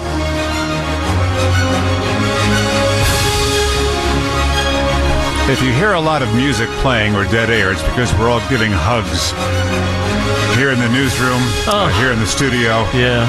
I see Marla and Peter have come in. Hey, can we tell the secret about you two now? I think we can let it out after all these years. Come on. Get over on the microphones over there. The two of you got a thing going on? The secret might be out. You guys had to do hush-hush at the radio station for so many years because no one could know that you were dating. No one could know that there was a flame a-burning between the two of you. I love how they're trying to get to the microphones and they have to hug about 6 people on the way. That's that kind of day, isn't and it? Be careful because the longer I vamp, the more dangerous I get. Hey, we've noticed that. Peter, I got to tell you something. Marla, we hear you all the time, and we're blessed for it. Peter, we haven't heard you in a while, and people all ask about you. People all remember you every time. Every time they mention the list of greats, your name is on it, and rightfully so. It's very kind of you to say. I mean, I think that the thing that I've thought about a lot over the past couple of weeks and listening today, when you work with this group of reporters and anchors, you better bring your A game. The bar is set so high. I covered a bunch of stuff, notably 9/11 anniversaries with Rich Lamb and Sean Adams. You better bring your A game. You cover the marathon with Marla. You better bring your A game. The level of talent and ability is so high that I can't tell you how many times I'd finish up working with Rich or Sean or Marla or other people. It's like, I gotta do better at this. And being on with Wayne and Paul and these, it's like, geez, I gotta figure out, like, I'm gonna try to improve every day to try to uphold the standard and the level of game that is brought by anchors and reporters and writers and producers every single day. Well, the nicest compliment that there have been so many messages is that people put our names in with the same group that built this radio station. We say that, we stand on the foundation built by so many great people. Yep. And your names come in so many times, and people have been remembering your work. And Marla, you have to, I guess, draw a deep breath and express gratitude and respect for this place. Yeah, I mean, we are standing in the footsteps of giants, and you guys are giants as well, and you're part of our morning routine in the Haskell House, and I don't know what we'll do come Friday, but, we've raised a new generation of listeners with our boys, and they love you, and we love you guys, and I said it in my little memory recording that when I walked into the newsroom in 1997, I was the New Jersey correspondent, and I was so nervous, so scared. And when I sat in the anchor chair as well. And then when I sat in the anchor chair with you guys, I was terrified. Absolutely terrified. You need a little bit. Well, you need a little bit of that terror, now. I think, to be better. I mean, I think. Yeah. Although I got to be honest with you, I'm completely relaxed lately, and that maybe is a dangerous thing. No, it's all good. You guys sound great. We've been listening to the show and listening to all the oldies and the founders of the station, and I just can't believe that I had the opportunity to be a part of it, to be a part of this history of the greatest news station on the planet. To be honest, I mean, we've seen the possibility of this coming, I think, all of us in this business. And I think that as time has gone on, we have had to learn to do this with less in the way of resources. And you do become more relaxed and more confident because you feel the WCBS legacy and you feel the expectation of what the listener wants. Well, here's my opportunity to jump in, Paul, and say one of the reasons I'm relaxed and confident is because I know you always have my back. Yeah. And that if I'm at a loss for words, you never are. So never. There's always, it's just, you are a big warm blanket, my friend. And You're my blanket. Yeah, I'm telling you, man. If I could just break up this mistiness here, I think we'll get a room. There was heartbreak a week ago when we learned the news for all of us. I haven't been here for almost 2 years. But I think it speaks the way this whole thing has been handled with the two of you, with everybody who's on the air, speaks to the professionalism and the class of the people who work here. And I think that it's important to note. We've seen it, those who have worked here, we've seen it for years, for generations, people have heard it. But you have continued with your professionalism in class, so thank you for all of that. Peter. And thanks for being great teachers. You really taught me so much. We've learned from you. You're out and doing the story and learning the sources and learning the new equipment. We've all learned from each other here. And I've been privileged to be here for some of the biggest events in New York City history, of course, 9/11. Miracle on the Hudson, where it was the end of the day. I was pregnant and sitting in one of the edit booths, and Tim Sheld comes by. He's like, "A plane just landed on the Hudson! Get out!" And we were at 57th Street, and literally you saw the plane floating down the Hudson. But through all the sad moments, the miracle moments, the wonderful moments, the New York City Marathon, working with Peter and working with you guys, I'll never ever forget it, and I will be forever grateful for being on WCBS. Marla, it's funny, you mentioned Tim Sheld. He's here now. Chris Quimby is here, two of our managers, the people who used to come in and tell me to stop saying that, and now they're just smiling, and it's nice, and hopefully they'll be able to stick around for a minute and we can get them on the radio and see how we're doing. Get a little air check session. I think we need to take a quick break, though, because we have to set up things to move on with the show. All right. Say. In the radio business, that's a saying. Well, how about this then, as we wait? Rita Sands recalls how it felt to be at the anchor desk amid the bedlam of breaking news and the confidence knowing no one does it better. And first you'd see the bulletin light over the console. We'd have a bulletin sounder. Let's go live to our reporter in the field. People who were real loyal listeners stop. They hold their breath. They pull over. They really listen. Because the very next thing you would hear would be one of the voices of our street reporters, Rich Lamb. People are standing on their feet, cheering. Or you'd hear Art Athens. I'm going to run out in the hall because something else is going on, Rich. Or Tim Sheld. People are still streaming out, being Irene Cornell. Electrical storms just prior to the blackout. Fred Fishkin. The waves are furious out there. Steve Reed. Shattered glass, a lot of police sirens. Mary Gay Taylor. The dust is still swirling all around downtown Manhattan. Steve Flanders. Doc said he'll make known his decision next week. Jerry Nachman, God rest his soul. And in a certain kind of story would also be Tom Kaminsky and Craig Allen. Any one of those voices, the people that have been around New York for a long time, close their eyes. They know what that sounds like. And they know that they're going to do one heck of a job in setting out to explain what happened in pictures of the mind. Wonderful memories at WCBS and the work we've done. What do you say we update the traffic story? That's what people come to the radio for. That's a fine idea. Tom O'Hanlon, good morning to you. Well, good morning, dear friends, gentlemen, ladies. This is an awesome occasion here. Glad to be part of it. Northbound on FDR Drive at Grand Street, we have a crash taking out the left lane. Southbound on FDR Drive at Houston Street, some good news. They got an accident pushed off to the side. And on the Cross Bronx Expressway, well, if you're getting into the city, once again, you think you could cross the Bronx, but the problem there is on the eastbound side right over near the Hutchinson River Parkway. We have the road work taking out the right lane. So the GWB stacked up with about 30 to 35 in. On the way out, let's call it 40 from the Cross Bronx. The Lincoln 15 to 20. And looks like still about 10 into the city. At the Holiday, each of the tunnels will cost you about 10 if you're heading for New Jersey. And in New Jersey, well, moving along fairly well right now on the Turnpike and the Garden State Parkway. We're looking at Rockland County, and so far so good up and down the thruway, but trying to get to the Tappan Zee, we're loaded up on 287 westbound in Westchester from about Greenberg all the way over to the bridge. I'm Tom O'Hanlon in the WCBS Traffic Center. Well, briefly, the weather will tell you about sun with some clouds around, 77 today. Clear, comfortable tonight, 63 in the city, 50s in most suburbs, and tomorrow sunny with a high around 80 degrees and 70 in Central Park this morning, Wayne. Paul, thank you. As we go to, I'm just looking outside at all of our friends in the newsroom who are gathering for this occasion, and I'm proud to say that some of the friends are the people who hired us, who admonished us, who counseled us, who steered us, and wow, I'm looking at them all right now looking at me, and I'm feeling that little pit in my stomach like I'm about to get fired, but too late. It already happened. The great Harvey Nagler is joining us, and Harvey, you're going to need to turn on your mic over there. It's that first button there, and when you turn it on, lo and behold, look at me telling the boss what to do. Well, at my age, you need to do that.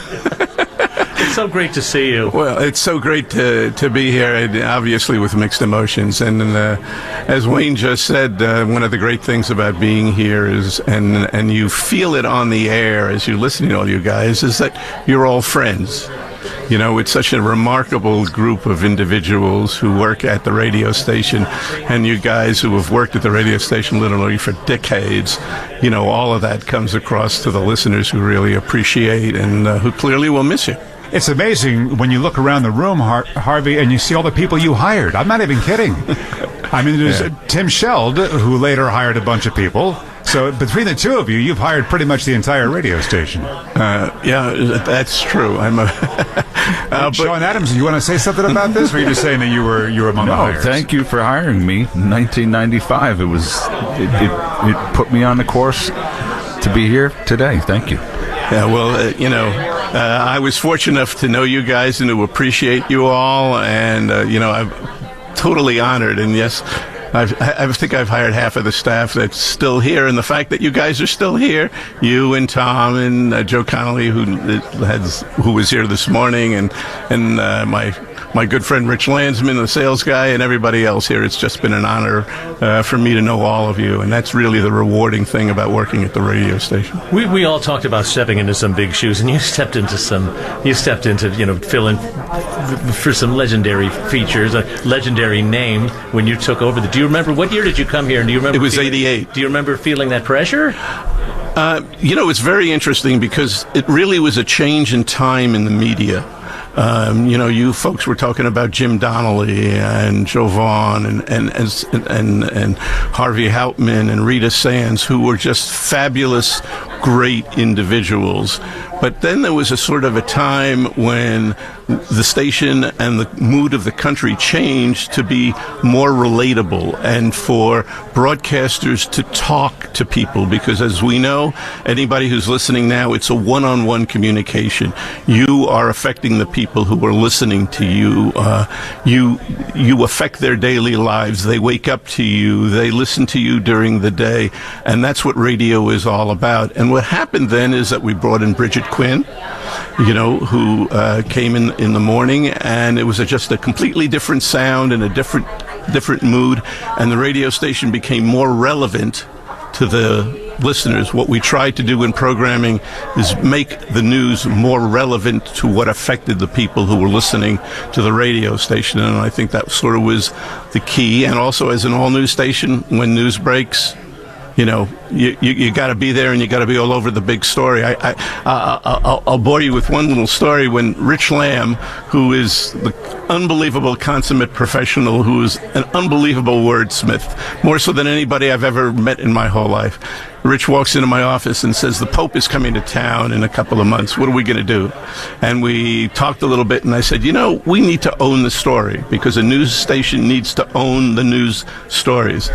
And Rich flew on the Pope's plane, flew to Rome, flew on the Pope's plane, and came here. It was just one of the myriad of major stories that the radio station covered, and Rich was just an astounding reporter. What stays with me from that reporting, I remember he was on the plane as they were coming into Newark, and he talked about the Pope's hand trembling on the armrest as he was leaning over and talking to the reporters as the plane was literally landing in Newark. Right. I still remember that all these years, in 1995. Harvey, when you came to this radio station, I remember one of the first things you did to brighten the sound was to take away the phony teletype sound in the background, and you called it News Without the Noise. Right. And had a fly swatter campaign. We were News Without the Noise. While you're listening right now, there's nothing but noise from the newsroom, and I love that mood, that feel from all the people. Maybe News Without the Noise. Hold on a minute. I just want to torture you for a minute here. You've been torturing people all day today. Hey, can we get Tim to come in for a second here? Wow. Tim Sheld. I think Harvey's writing a memo over there about the ticker in the background as we speak.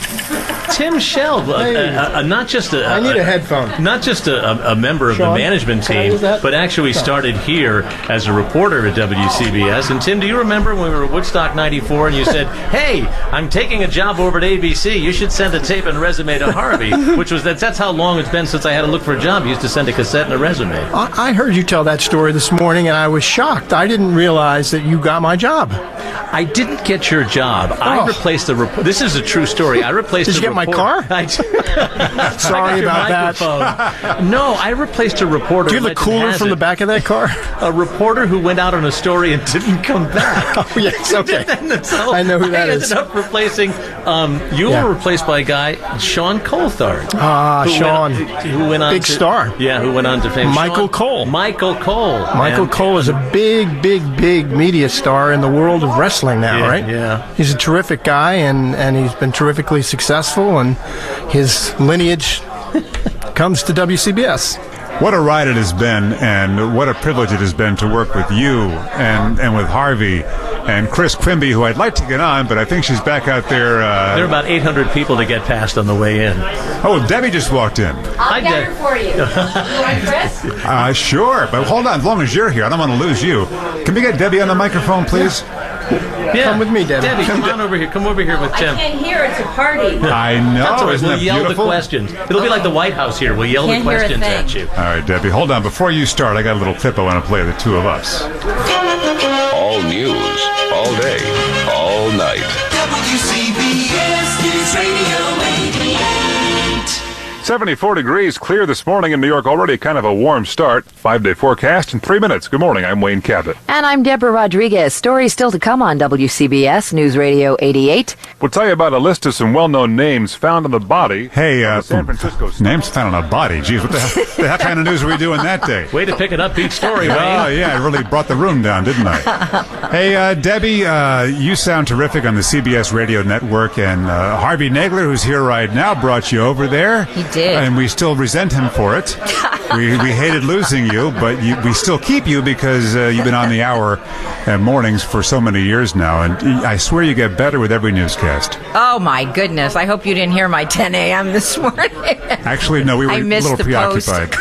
Oh, no, we did hear that. Yes, I wrote you a nasty note. I was flummoxed because I knew I was coming here, and it was the end of everything. Did you take some of what you learned here, though, over the radio network? Yeah, I did. Yeah. I did. I think I took everything. And it's funny, wherever you go, if you've worked at 880, they think you're really special. Yeah. Right, Harv? Absolutely right, but you are special, and everybody in this room and everybody outside is really special, which I think is why this radio station has been so extraordinarily successful over the years. It's the special people who work here. It is. And you hired me at 880, so, yeah, we go way back.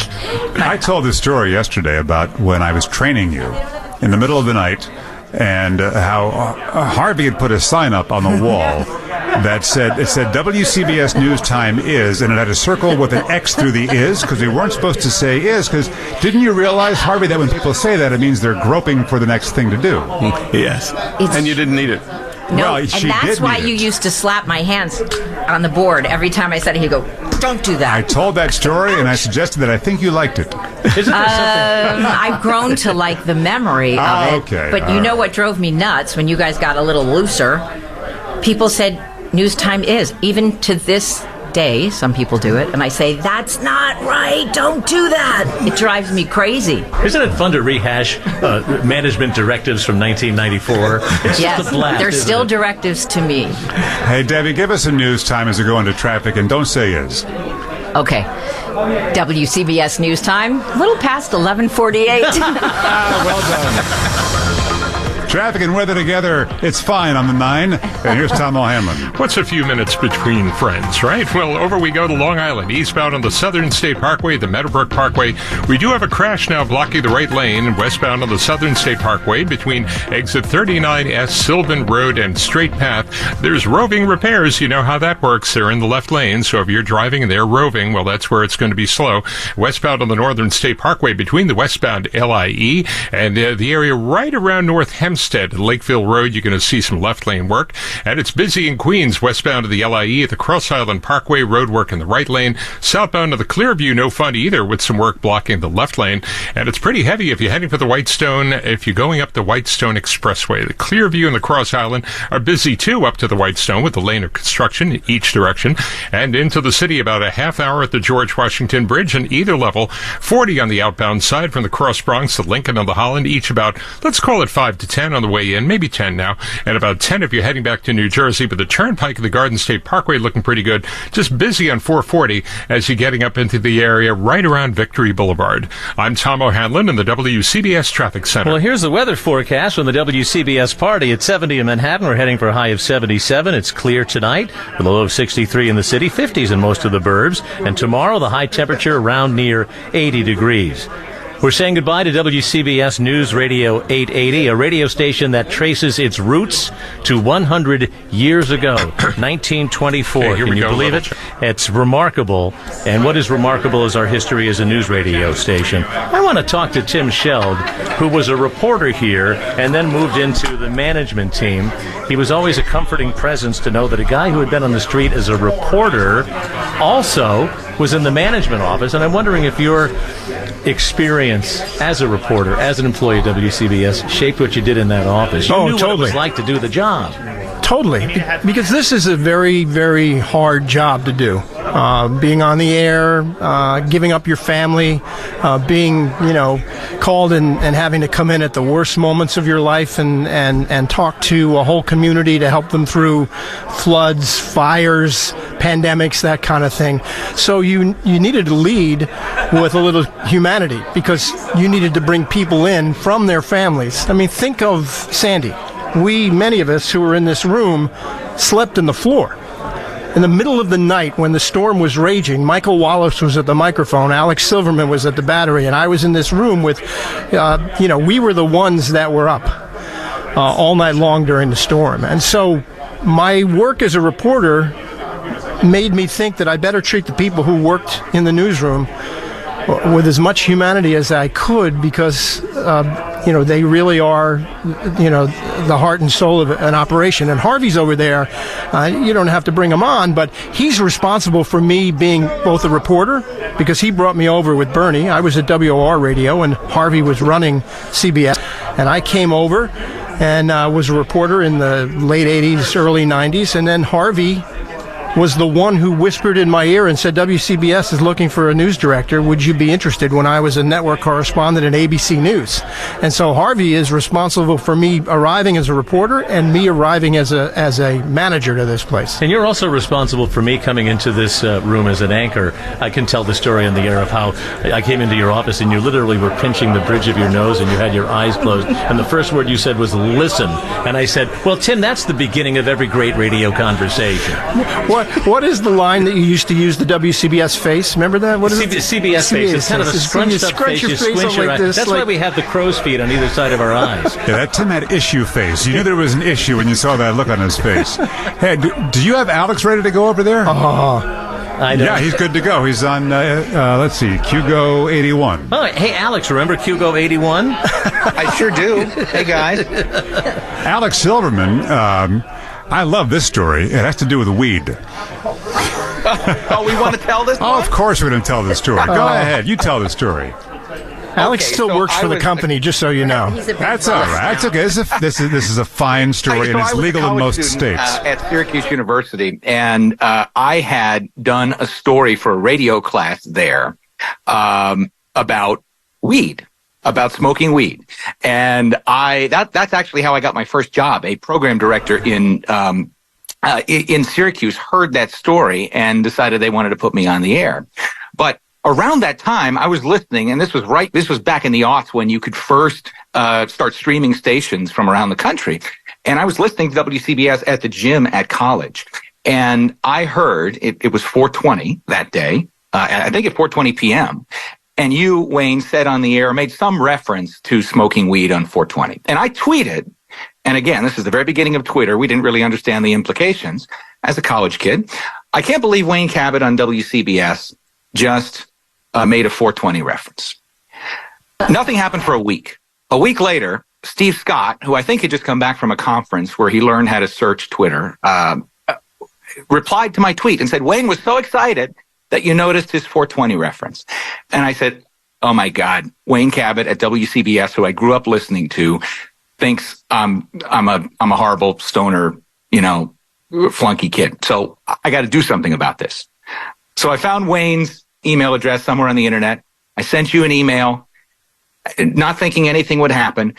Not 5 minutes later, I get an email back from you, the nicest thing I've ever seen in writing in the world, inviting me to the radio station, telling me listen to my work as a young reporter in radio in Syracuse. And the next thing I knew, I was in Tim's office, and Tim was hiring me to be a reporter and anchor at WCBS a couple of years later. And so I have both of you and 4:20 to thank. Well, I think your emotions ran the gamut with me, because soon you became a manager who at times became furious at me. I don't think I was ever furious. Oh, there was the whole Rush Limbaugh incident. Remember that? Oh, yeah, okay. Oh, yeah. Rush Limbaugh called us out on something, and I addressed it on the air. And then he talked about it, right? And he talked about it again. Yeah. And he was shocked that you were such a nice guy. Or something like that. Something like that. But let me say that Alex was one of the best reporters we ever had. And this is in a room filled with some of the best reporters. Steve Burns is here. Sean is sitting next to me. Debbie's here. Debbie was a reporter early on. We worked together at WR. Yes. But Alex was one of the best reporters we had in my time at this radio station, and one of the best anchors. And to lose him as a reporter and an anchor to become a manager was really hard for the organization. But it was better for Alex, I think. And look, he's in a terrific place now, but he has a real place in history for the radio station. Well, it's incredible to hear you say that, Tim, and I have you to thank for it, and I'm sorry I couldn't be there in person today. And you were talking about Sandy earlier, and whenever I think about my time reporting at WCBS, it comes to mind because it was definitely the biggest, most kind of broadly impactful thing that I covered. And I was thinking this week about a moment when I was out there in Lower Manhattan covering Sandy, and I was, it was dark, it was flooded, I was looking up at the New York Stock Exchange and the lights were out. And I kind of blurted out this line, and it struck me as bizarre at the time, but I said, I've never felt more alone in New York City. Wow. And you know what I realized a couple of days after that, when I started getting messages from all over the region and actually all over the country from people who had heard us that night, from their dinner tables and from their cars and their houses with no power, and they said, you kept us company. The most important thing that you did was you reassured us. And it kind of hit me in that moment that I was not alone. And that was the whole point. The entire point of what we're doing here, when we are talking, when people are hearing us, they are hearing themselves, and they are not alone. And you've asked a lot of people this week what you think the legacy of the radio station is. For me, that's it. It's that people were not alone. We were a companion. We gave them hope. And, we believed we'd always be there. Always the reporter, Alex, and you put it so well there. Your remarks are, the room has finally fallen silent. Harvey, what do you think? What he had to say, and I think that the people at the radio station don't realize the impact that they have, particularly at moments of crisis, because there are literally hundreds of thousands of people who turn to the radio station. And you can see that in the outpouring and the response from people who have talked about the demise of the radio station and how important it was to them and what it means to them and how important it was as they went about their daily lives. And the jobs that you guys do day in and day out is unheralded, and it's going to be a huge loss to the tri-state area. Harvey Nagler, Tim Sheld, Chris Quimby, our present managers. We have about 30 managers out there, and no one has yet come in here to yell at us for blowing the format up. We didn't get the traffic and weather together on the 8s this time. We will not be doing it after Monday. But you know what we're going to do? Just this one time. One more time. One more time? Set your time to WCBS News 88. 4 tones will follow. The 4th and final tone marks the exact time.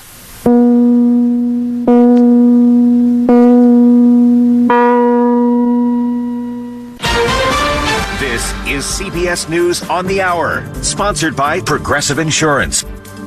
I'm Steve Kathan. Democratic convention delegates are set to give the presidential ticket what's likely to be a rousing send-off tonight. CBS's Matt Piper is in Chicago. It has been a busy week here in Chicago with all the politicians on stage, and it all culminates tonight when Vice President Kamala Harris will accept the Democratic presidential nomination.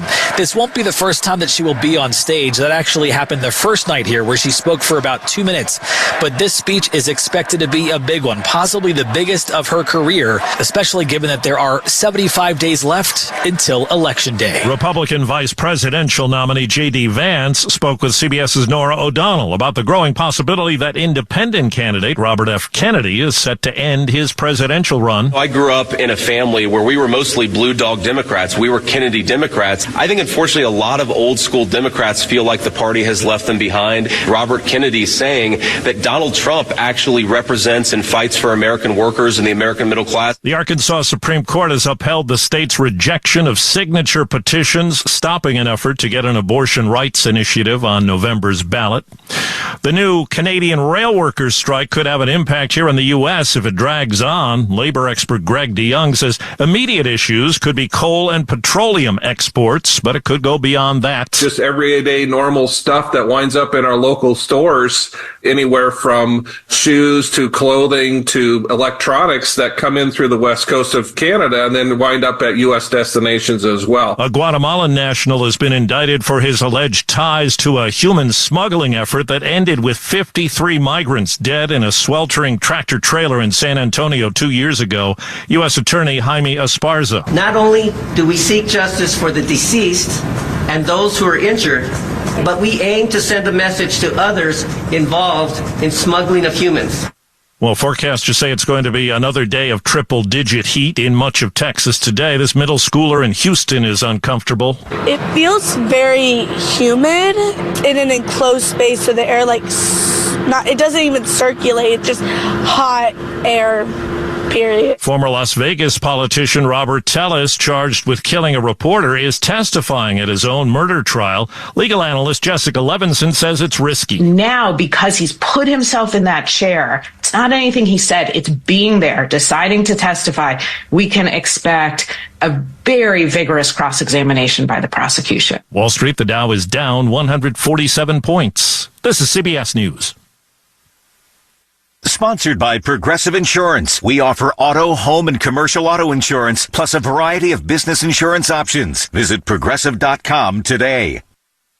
WCBS 880 News. The People. Monday in the morning at News Radio 88 WCBS. Dave Flanders and WCBS News Radio 88 Mobile Unit number 1. The Moments.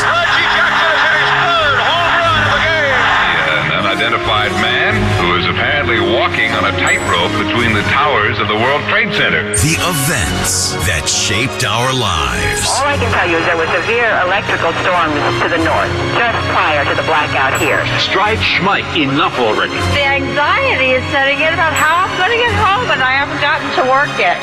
Here's Wayne Cabot, Paul Murnane, and Bridget Quinn. It's a rare thing to have a New York politician who actually understands how the radio works and what it's like to be on the radio and the challenges of radio. But we were lucky to have that with the former governor of New York, David Paterson, on the line. Governor Paterson, wow, it's great to have you back on the radio again. It's been a little while, and I just remember having spoken with you about what a connection this particular radio station has to you. I love that story. Thanks for coming on with us. It means the world. Well, it's as I was growing up in Long Island, and I couldn't read the newspaper because I'm legally blind, and the television had not embraced the news the way it has today. Really my interest at first when WINS started in 1965. But then News Radio 88 in 1967, which I liked more because, first of all, I'd like to hear the news without hearing a teletype behind it. And secondly, because I just thought that the coverage was more extensive. And I remember in 1968, and I believe the newsman was Palmer Payne, he delivered the message that Martin Luther King had been murdered in Tennessee. And just, big moments where my first understanding of it came from listening to this station. I'm really sorry that this is going away. Yeah, we are too. And I know how meaningful it was to all of us when you became governor of New York, and suddenly we had the inside track. That was nice. How you doing, by the way? How you doing? Because we think about you a lot. We really do. And we revere our listeners, and there's so many over the years, and you probably had the most success of any of them. And I hear you on the radio still. I'm not going to talk too much about that, but I hear you on the radio still. You got your opinions. It's an interesting time in American history, and it's getting more and more difficult, isn't it, in this news environment to get real information out? It really is, and I think that was what the standard of when all news stations first came on was not only to report the news, but to report it accurately and not to jump to conclusions sometimes as you see in the print media. And that's why I so appreciated listening to the station. I remember the first day prior to the station coming on, they had a psychiatrist whose name was Dr. Rose Franzblau. And she used to do pieces on 88. So then they incorporated her into the whole news channel, news station.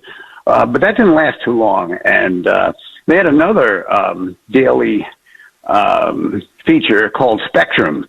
And it would come on 9 times, and different reporters and people of note would comment and talk about things going on in society. So there was really a tremendous amount of creativity at the station that I always appreciated.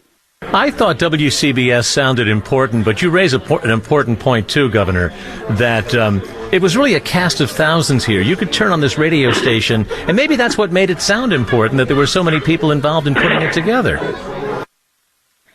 Oh, absolutely. And, Irene Cornell and some of the other news people, and that they would go right in the thick of the fire. Now, I remember one time with you, Paul, when they had this event called the Million Youth March, and they flew a helicopter over it, and it upset the crowd, and they all started running for cover.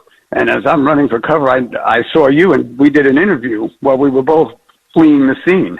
I remember that, Governor. I remember that.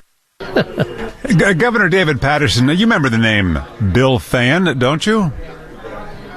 Yes. Of course, yes. A mainstay on WCBS.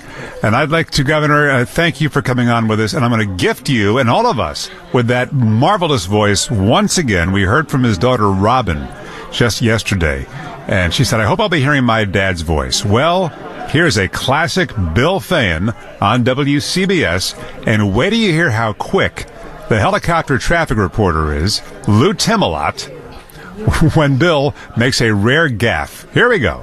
U.S. Navy has just announced that it has suspended dumping of obsolete munitions in the oceans until all alternative methods of disposal have been studied. And I just got myself in deep trouble with the Musicians Union. Here's Lou Timolot. Well, Bill, I thought for a minute we had heard the last of Hoagie Carmichael, but I was glad we're just losing some munitions. As they say, that's a keeper, that one. Oh, I love that.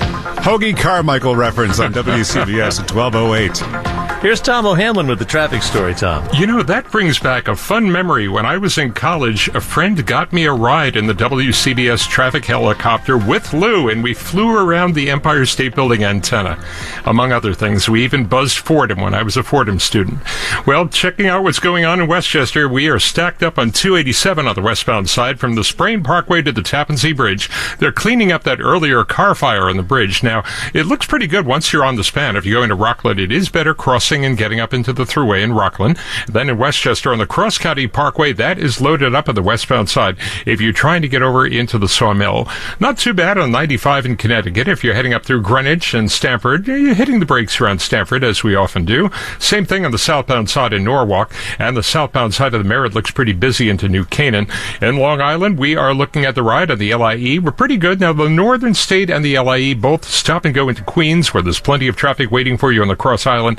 And boy, is it heavy up the Whitestone Bridge. If you're trying to go to the Bronx, well, the Throgs Neck will be a little bit better, but boy, you're going to pay for it with that Whitestone Expressway. Not too good. 30 in at the GWB, just about 5 to 10 at the tunnels. The tunnels about 10 each to New Jersey. And I'm Tom O'Hanlon in the WCBS Traffic Center.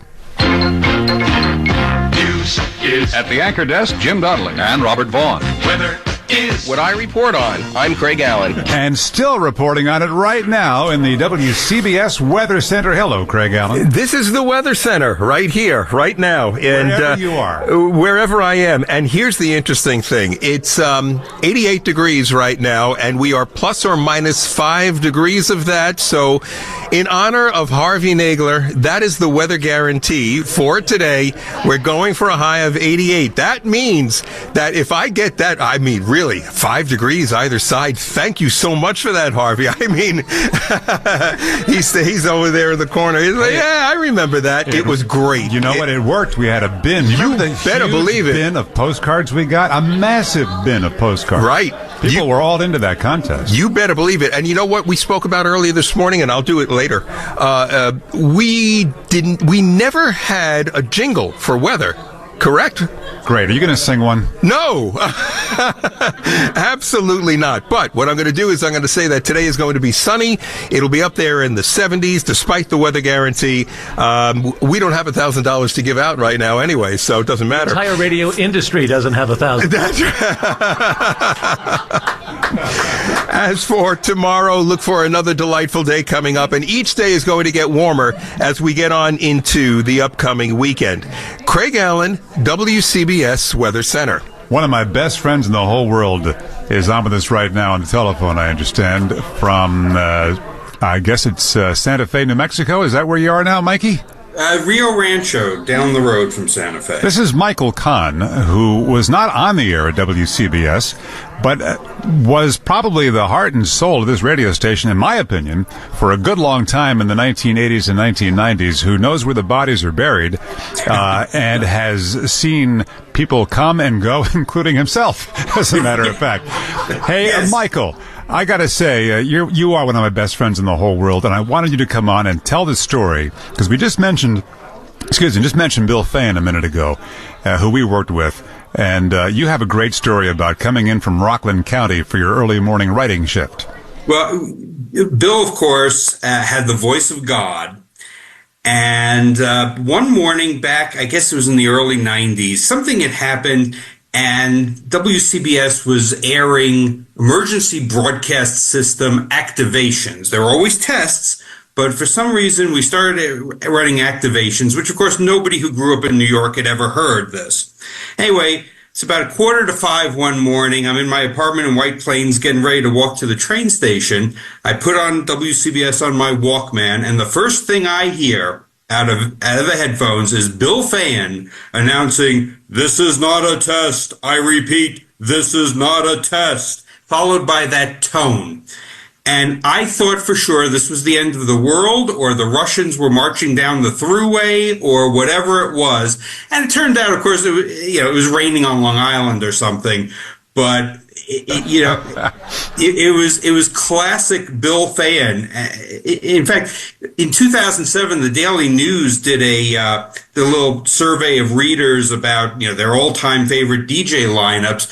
And I wrote into David Hinckley, and I submitted, instead of Dan Ingram or Ron Lundy, I said, how about Pat and Ben and Lou and Jim and some of the classics on WCBS. And I was quoted in that article as saying that when the end of the world comes, I want to hear it on WCBS from Bill Fan. He had that voice of God. Yeah. Hey, Michael, before you run, the legacy of WCBS, you're a wordsmith. You wrote for the Associated Press, for CBS, CBS Network. Tell us about that. UPI and probably a few other places that still owe you money. Tell us about the legacy of WCBS. Well, I hope to collect that AP pension one day.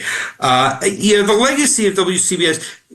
I've heard a lot this morning about the great voices, John Wydra, Harvey Houtman, Bob Glenn, so many people, a lot of people behind the scenes who, of course, are not mentioned. I would just like to quickly mention my late friend Dick Spencer, who was a great influence to me when I worked at 88, taught me how to run a news desk. Beyond that, the legacy is just incredible. The station itself, it's the station where you talk about the end of the world. Orson Welles broadcast the War of the Worlds on WCBS. It was the station my dad always had on in the car, in the office, in the house. It was where I wanted to work as a kid. You and I, Wayne, we were the kids who listened to Pat and Ben instead of Dan Ingram in the afternoon. This station, the way this station will be missed, cannot be understated. You mentioned Dick Spencer, the morning producer here at WCBS, who had a wonderful test that he would run in his mind to see if a story was relevant and interesting. And he would talk about this is what Mrs. Spencer wanted to hear. And we decided we were going to discover more lifestyle stories. And it was a slow news morning. And I was sent to cover, I kid you not, they were going to have a bunch of brides in bridal gowns, and they had a huge wedding cake in the middle of Times Square. And the brides were going to jump in, and there was a prize somewhere in the cake. And if they won the prize, they won the prize. But there was going to be this big wrestling match and a cake in the middle of morning drive. So I got there. I do the 6 a.m. I do the 6 a.m. report. It was 7 a.m. I'm 7 a.m. It's going to happen, this event, at like 9 o'clock or something. So finally it happens. In the meantime, I had discovered that it wasn't just a real cake. It was actually largely Crisco. So this thing now is turning into a greased wrestling match. Wrestling match in the middle of Times Square at 9 o'clock in the morning. They blow the whistle. The brides jump in. My phone rings, and it's Dick Spencer, and he says, Mrs. Spencer wants to know how the greasy wrestling match is going. He had that was his way. That was his way. He was a wonderful morning producer, and I think the Mrs. Spencer test was the thing that really worked, don't you?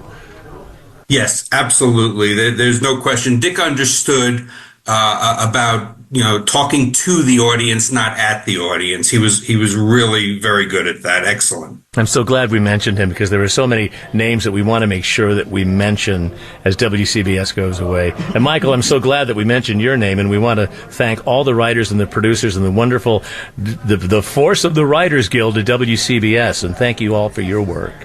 Well, it was a pleasure. It was a thrill of my life. And boys, can I do one thing before I go? Sure. Can I give the legal ID? Because I never did it, and I'll never get the chance again. Go right ahead. WCBS, New York. Well done, Michael. You're hired for the next day and a half. Hey, you mentioned Bob Glenn. Your ID was a whole hell of a lot better than his ID. You ready for this? 13 minutes before 7 o'clock on WCBS News Radio 88, your station for news and information in New York, New Jersey, and Kentucky. On Michael's story about the Russians coming down the thruway, they would have been easier to take Kentucky. If they'd taken the thruway and got to the Tappan Zee, they would have said, forget it, they can keep it. Tom O'Hanlon, any sign of Russians on the thruway? Well, let's see. Gosh, I hope not. No sign. Looks like we're clear so far, but we'll keep an eye on it. Well, that thruway's doing okay. We're looking at the Rockland County side of the Tappan Zee Bridge, and you're good. Now, it's been a real workout trying to get to Rockland by way of the Tappan Zee. Not the bridge itself so much now, but they cleaned up that car fire from earlier and had to do some work. So that means the westbound side of 287, we're still packed pretty tight from the Sprain on over. In Connecticut, going up 95, not bad at all. Stop and go in the southbound side in Norwalk, and the Merritt's pretty slow in New Canaan. Long Island, the LIE in the northern state, are busy into Queens. Now, the Cross Island Parkway still has stop and go in both directions, up and down between the bridges and the LIE. It is better than it was. The Clearview northbound, you're slow. The Whitestone, you're even slower up into the Whitestone Bridge. That does not look good. Well, what a parking lot the Cross Bronx Expressway is on the westbound side. We have about a 40-minute delay to the GWB. And speaking of parking lots, the Major Deegan on the northbound side from the Bruckner to the Cross Bronx is jammed, and on the southbound side from around 230th. So if you're heading into the city at the GWB, let's call it about 25 or so on the way in either deck. Lincoln to the Holland will cost you about 10 into the city. Really not too bad if you're heading back for New Jersey. I'm Tom O'Hanlon in the WCBS Traffic Center. Thank you, Tom. Between Craig Allen and Todd Glickman, there's just about 100 years of radio weather experience here on WCBS, and we are gifted to have Todd here right now giving us an actual forecast, or are you stealing it from AccuWeather? Whatever Craig had in front of him 10 minutes ago. But it turns out that Craig and I together have 88 years on WCBS, and that is the actual number. We are blessed. So how about this? Blessed with the weather. Bright sunshine, some clouds today. 77. Now let's make it near 88. That's close enough. Clear and comfortable tonight. Really nice overnight. 63 in town, 50s in the suburbs. Another beautiful day tomorrow. Scattered clouds. Temperatures near 80. Sunday, warm, a little bit more humid. Temperatures will be in the mid-80s. And Monday, it's going to be nice as well, but you won't be able to hear it here on WCBS, and we will miss you dearly. I hope they do the weather. I hope they mention it once in a while. But you know what? It's up to them. It's their station, right? Yeah. It's great to have you. You know, we have such a legendary list of meteorologists, and you and Craig are the brightest stars because you're the names that have come up all the time. Well, thank you, guys. And I just want to add to what Michael Kahn said. The thing that I remember most about coming into this radio station, whether it was in person or on the phone or down the line, no matter who was on the air or who was off the air behind the scenes, it was the same because we were one WCBS family. It was consistent. It was the best. And that's what I'll remember most about WCBS. Thank you, Todd. Amen to that. Hey, you know what I got over here? Speaking of weather people, you want to hear a little Gordon Barnes and Jerry Nachman from 1975? Sure. Probably doing what everyone would expect WCBS to do. They're in the middle of a blizzard and they're talking about it.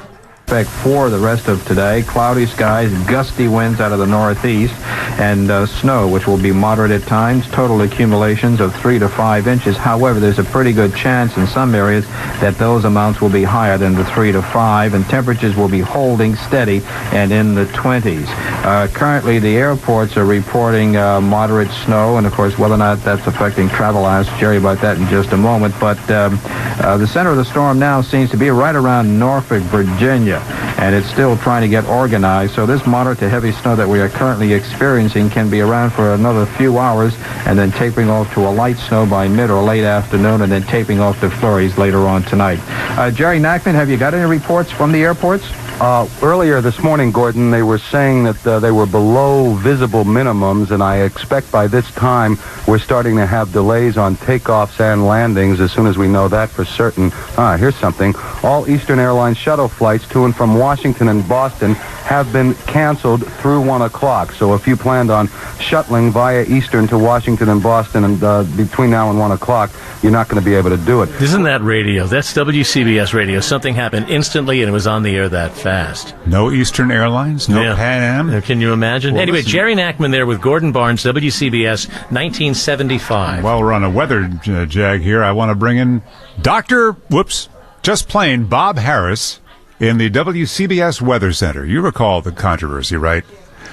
He was on the air, meteorologist Dr. Bob Harris. He called Turns out he himself wasn't a doctor. meteorologist or a doctor. I don't even think his name was Bob, to tell you the truth. But he was phenomenal. He was so good and so smart.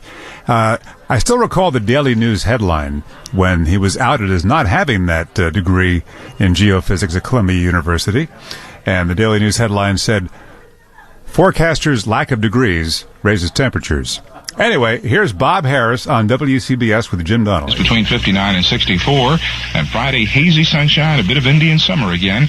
Temperatures in the upper 60s on Friday. Right now, clear, 53 degrees at WCBS. Okay, time to call the airline so they can put me on hold. Maybe play me a little tune. Hey, what am I going to do with all the time they're saving me? I mean, this is New York. I'm not supposed to have all this time.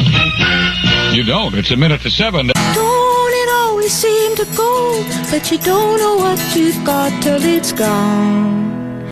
Amen, Joni, right? Yeah. Truer words never spoken. Everything is an exit anthem musically, and that's what we've been going through since we got the news about our station. I just want to really thank, because it's going to take us both, Paul, and everybody out there in the newsroom, days and days to respond to the literally thousands of emails and even letters, those snail mail letters, and phone calls in the newsroom. Yeah. The phone, I'm not joking. Yesterday I was out there because I did the modern day equivalent of getting the huge cardboard box to get my stuff, and the modern day equivalent is a flash drive, and I'm taking all these files, and I heard this noise. And it was the phone ringing, and nobody was picking up. I looked behind me, and the entire newsroom was empty because there was a Writers Guild meeting to discuss whatever they have to go through. So I picked up the phone, and it was somebody saying, "I just want to say I've been listening for 35 years, and how much you've meant to me." And then I thanked them and hung up, and then the phone rang again. "I just want to tell you I've been listening for 26 years, how much you've meant to me," and the phone hasn't stopped. And I've decided my first day, not being at WCBS, I'm going to try and answer all of the messages that I've received just personally, so I have something to do. Tim Sheld, you were famous for returning every single email and every single phone call, every complaint you dealt with, and you dealt with it personally. I thought your head was going to explode in there. Well, if I can tell an off-color story, Wayne, because you know that I don't do that. Love it. It's often. About time. We've waited years for this. I was so angry at a listener email that I got one year, and I don't even remember what it was about, and I sat and rewrote that email. Sean's looking at me because he knows that I used to do that. I would pick up the phone. The newsroom would say there's a listener on the phone, and they knew that I would like to talk to them. And it wasn't a challenge. It was these people cared enough to find our number and call us. I was working on this complaint email response, and then I'm about to hit send, and I looked at the email, and it was gaspasser31 at AOL.com, and I'm thinking... Wayne's response is priceless. Wayne's like, does that mean there were 30 other gas passers? Well, a few of them might have sat in Paul's anchor chair. I've been hearing for years. Google's right next door, and the guys in the Gmail department right now are saying, listen, we've got to get these guys out of the system. Can I just say one thing, just because I heard you talking and I wanted to pick up the headphones and say, I don't know if you heard the show that WNYC did yesterday or the day before. Did you hear that? No. We've been busy. WNYC did a half-hour segment on the loss of WCBS, and Jerry Barmash, who is a friend of all of ours in the media and is a talented broadcaster and now an author who has written about TV anchors and has a terrific book out there. Jerry came in the studio and did a half-hour show with Allison Stewart. I apologize if I got her name wrong. They did a half an hour, and they took calls. They took calls from listeners on WNYC, who's a neighbor around the corner, right, about the loss of WCBS in the market, and the heartfelt phone calls that were on that radio station about this radio station really stuck me. Yeah. I sat and listened to it. It was a half an hour, and it was what Harvey was saying, that we do what we do. We did what we did without thought who's listening on the other end. And now we're hearing from all the people that were listening on the other end about how important we were for what they did. And that's not a self-important comment. Yeah. We're just hearing people say that you meant so much and your loss is going to mean so much to us. Well, you understand that what's significant about this is Had we just sort of withered on the vine and atrophied and maybe, we'll do news in the morning and then maybe do some talk in the middle of the day and maybe do some sports later, and faded away, we would have been like a lot of other once great stations that faded. Instead, it's being removed at a point when it's at its peak, when people still love, revere, remember, need, use the radio station. So there's something missing. There's now a void. And as Joni Mitchell said, you don't know what you got till it's gone, and now we know it's going to be gone, and we feel it. I worry that future generations are going to look at the little piece of glass in their hand and the text on a screen, that one-dimensional thing, and think that's the news. We did an interview the other day, Wayne, and I said, the news is not a push notification. It's not. Yes, but a push notification can get you to what you want from the news, and that's really the future. But you know what? When the rain was coming down the other day, I had so many. Don't disagree. Because I have them from from my various Gas sources. Passer. You don't know if Gas Passer is sending it. That's the beauty of the brand. Is that when somebody sees something from a WCBS, you can bank on it. When there's a plane down in the Hudson, if it's Joe at Joe33 on Twitter, there's a plane down. You don't know that that's true, but when you see it from WCBS, you're like, oh my God, there's a plane down in the Hudson. I need the human voice. I need someone telling it to me as well. I understand the importance of the push notification and that, but that does not replace a human voice telling you. Can I say one other thing? And I don't know if it's been brought up today, and it was something that I saw Roxanne Geyer, as we like to call her, who's here. It's just so lovely to see some of these people. But she posted something the other day that made me think about how cutting edge we actually had been at a certain point in time on the digital end, and that it's a shame that that for a zillion reasons it wasn't followed through. But this may have been the first radio station that ever streamed a signal, and it was because Barry Siegfried built a system that allowed, when the push of a button played a commercial on the radio station, that same push of the button simultaneously played a secondary commercial, because there was a rights issue. If you had a commercial on the radio station, you couldn't play it online then because you didn't have the rights to, but Barry invented a way to do it. The other thing that we did is we had a second stream for this radio station. When something was going on, like the Democratic Convention, and you wanted to hear a C-SPAN-like broadcast on the radio, we had a second stream that allowed people to hear that while the radio station didn't have to interrupt what we were doing on a regular basis. We had one of the first Twitter accounts for a news organization, one of the first YouTube accounts. So you got us all certified with the blue check mark, and suddenly my kids and their friends thought I was important. It's just the tribute to the people who worked at the radio station, many of the people out in the newsroom right now, and everybody should walk away on this day feeling super, super proud of the role that they all played in this.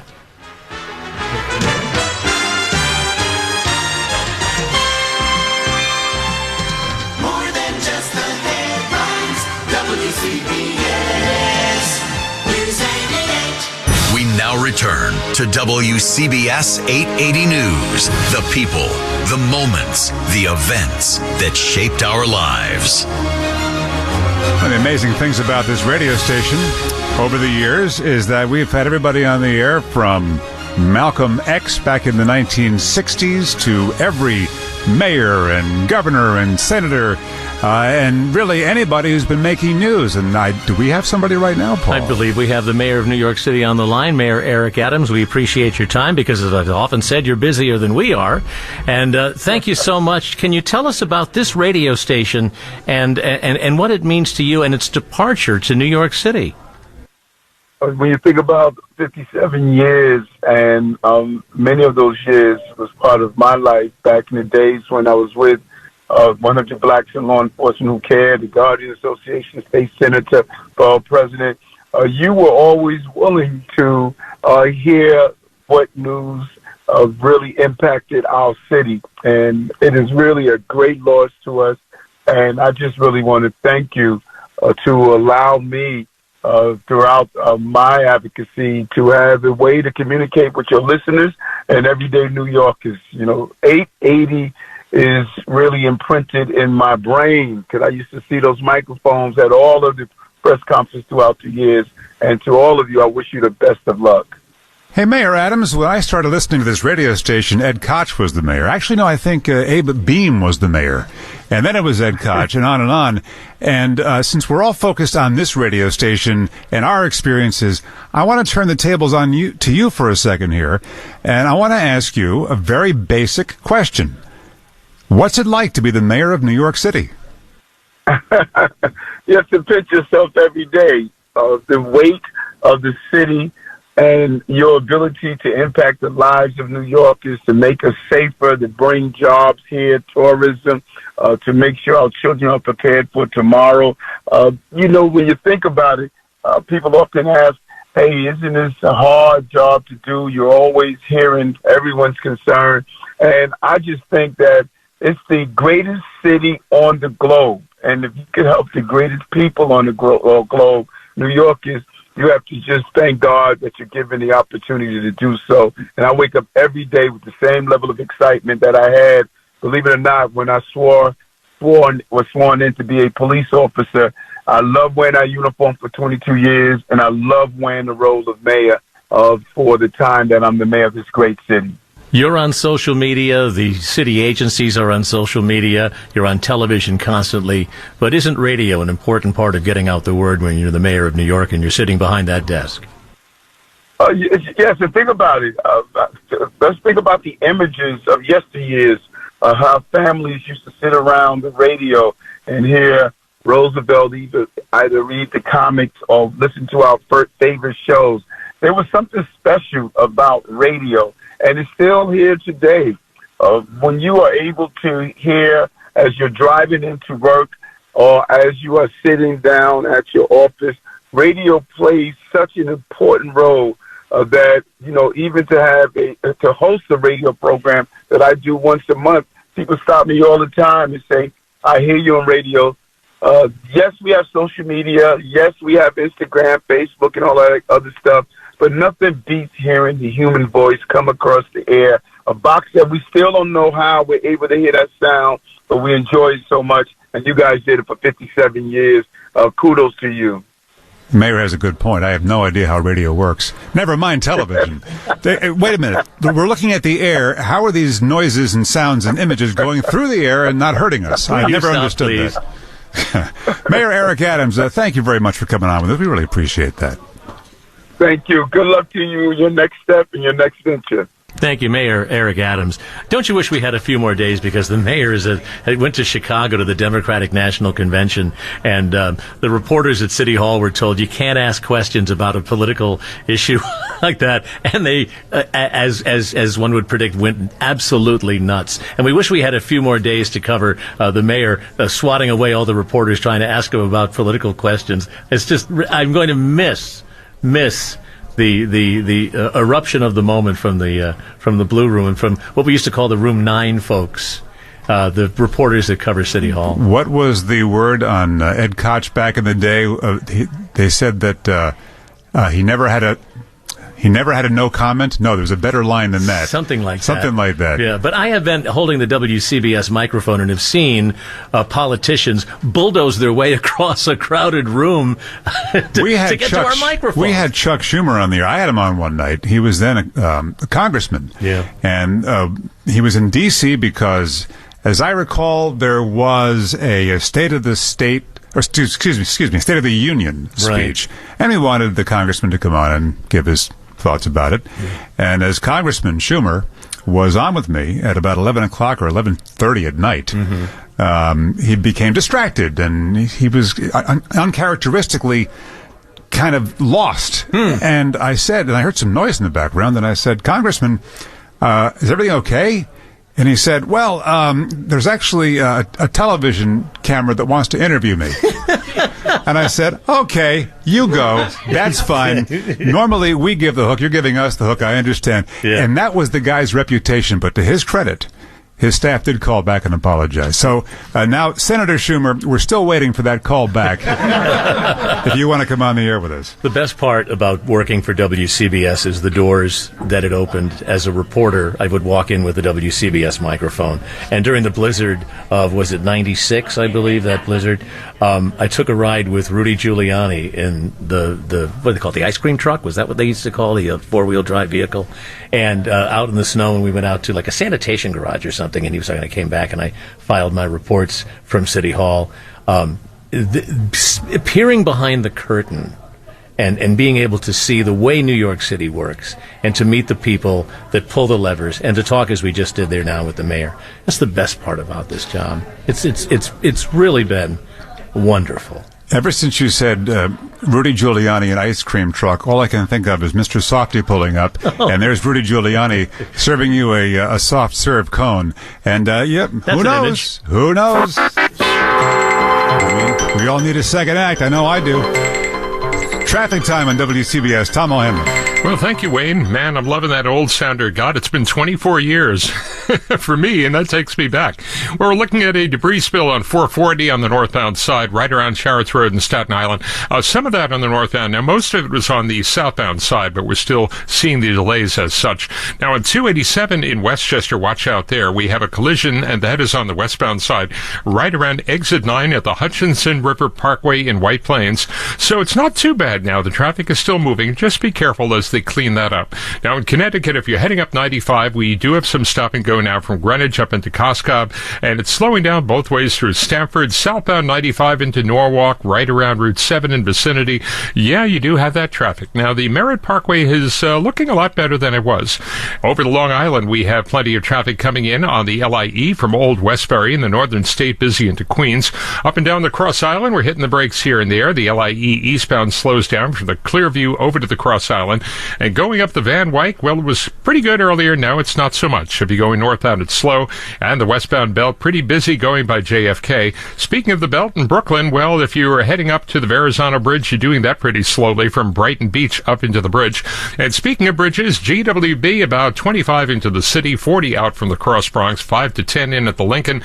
And looks like the Holland just a few each way. I'm Tom O'Hanlon in the WCBS Traffic Center. Shall we tell them about the weather? People come to the station for that, you know? Yeah, sure. I got it right here because It sounds like you're unprepared again. Sunshine this afternoon. Mixing with clouds. It's going to be a nice day. It already is beautiful. High.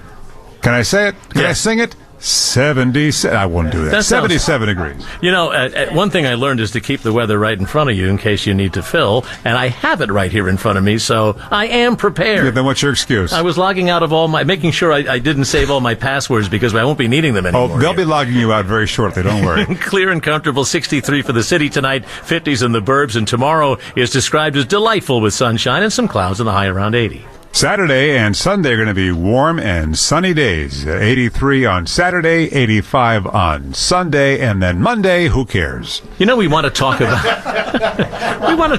the WCBS reporters and what it's like on the street, carrying the microphone that says the call letters. And people will come up to you on the street and talk about the station. And Sean Adams is here, and I want to talk to Michael Lysak, former WCBS reporter, too, about this.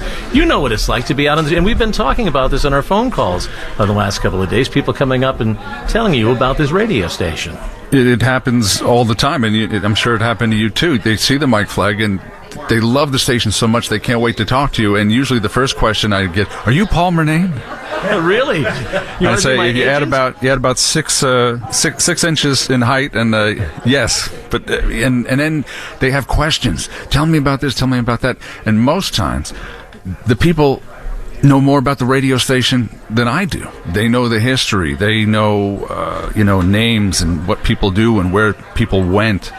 And they just love it so much. And I just always found it fascinating. And then there's some people with whom I'm still in contact. I'll get a call. 4 o'clock in the morning out on a story. I'll get a text.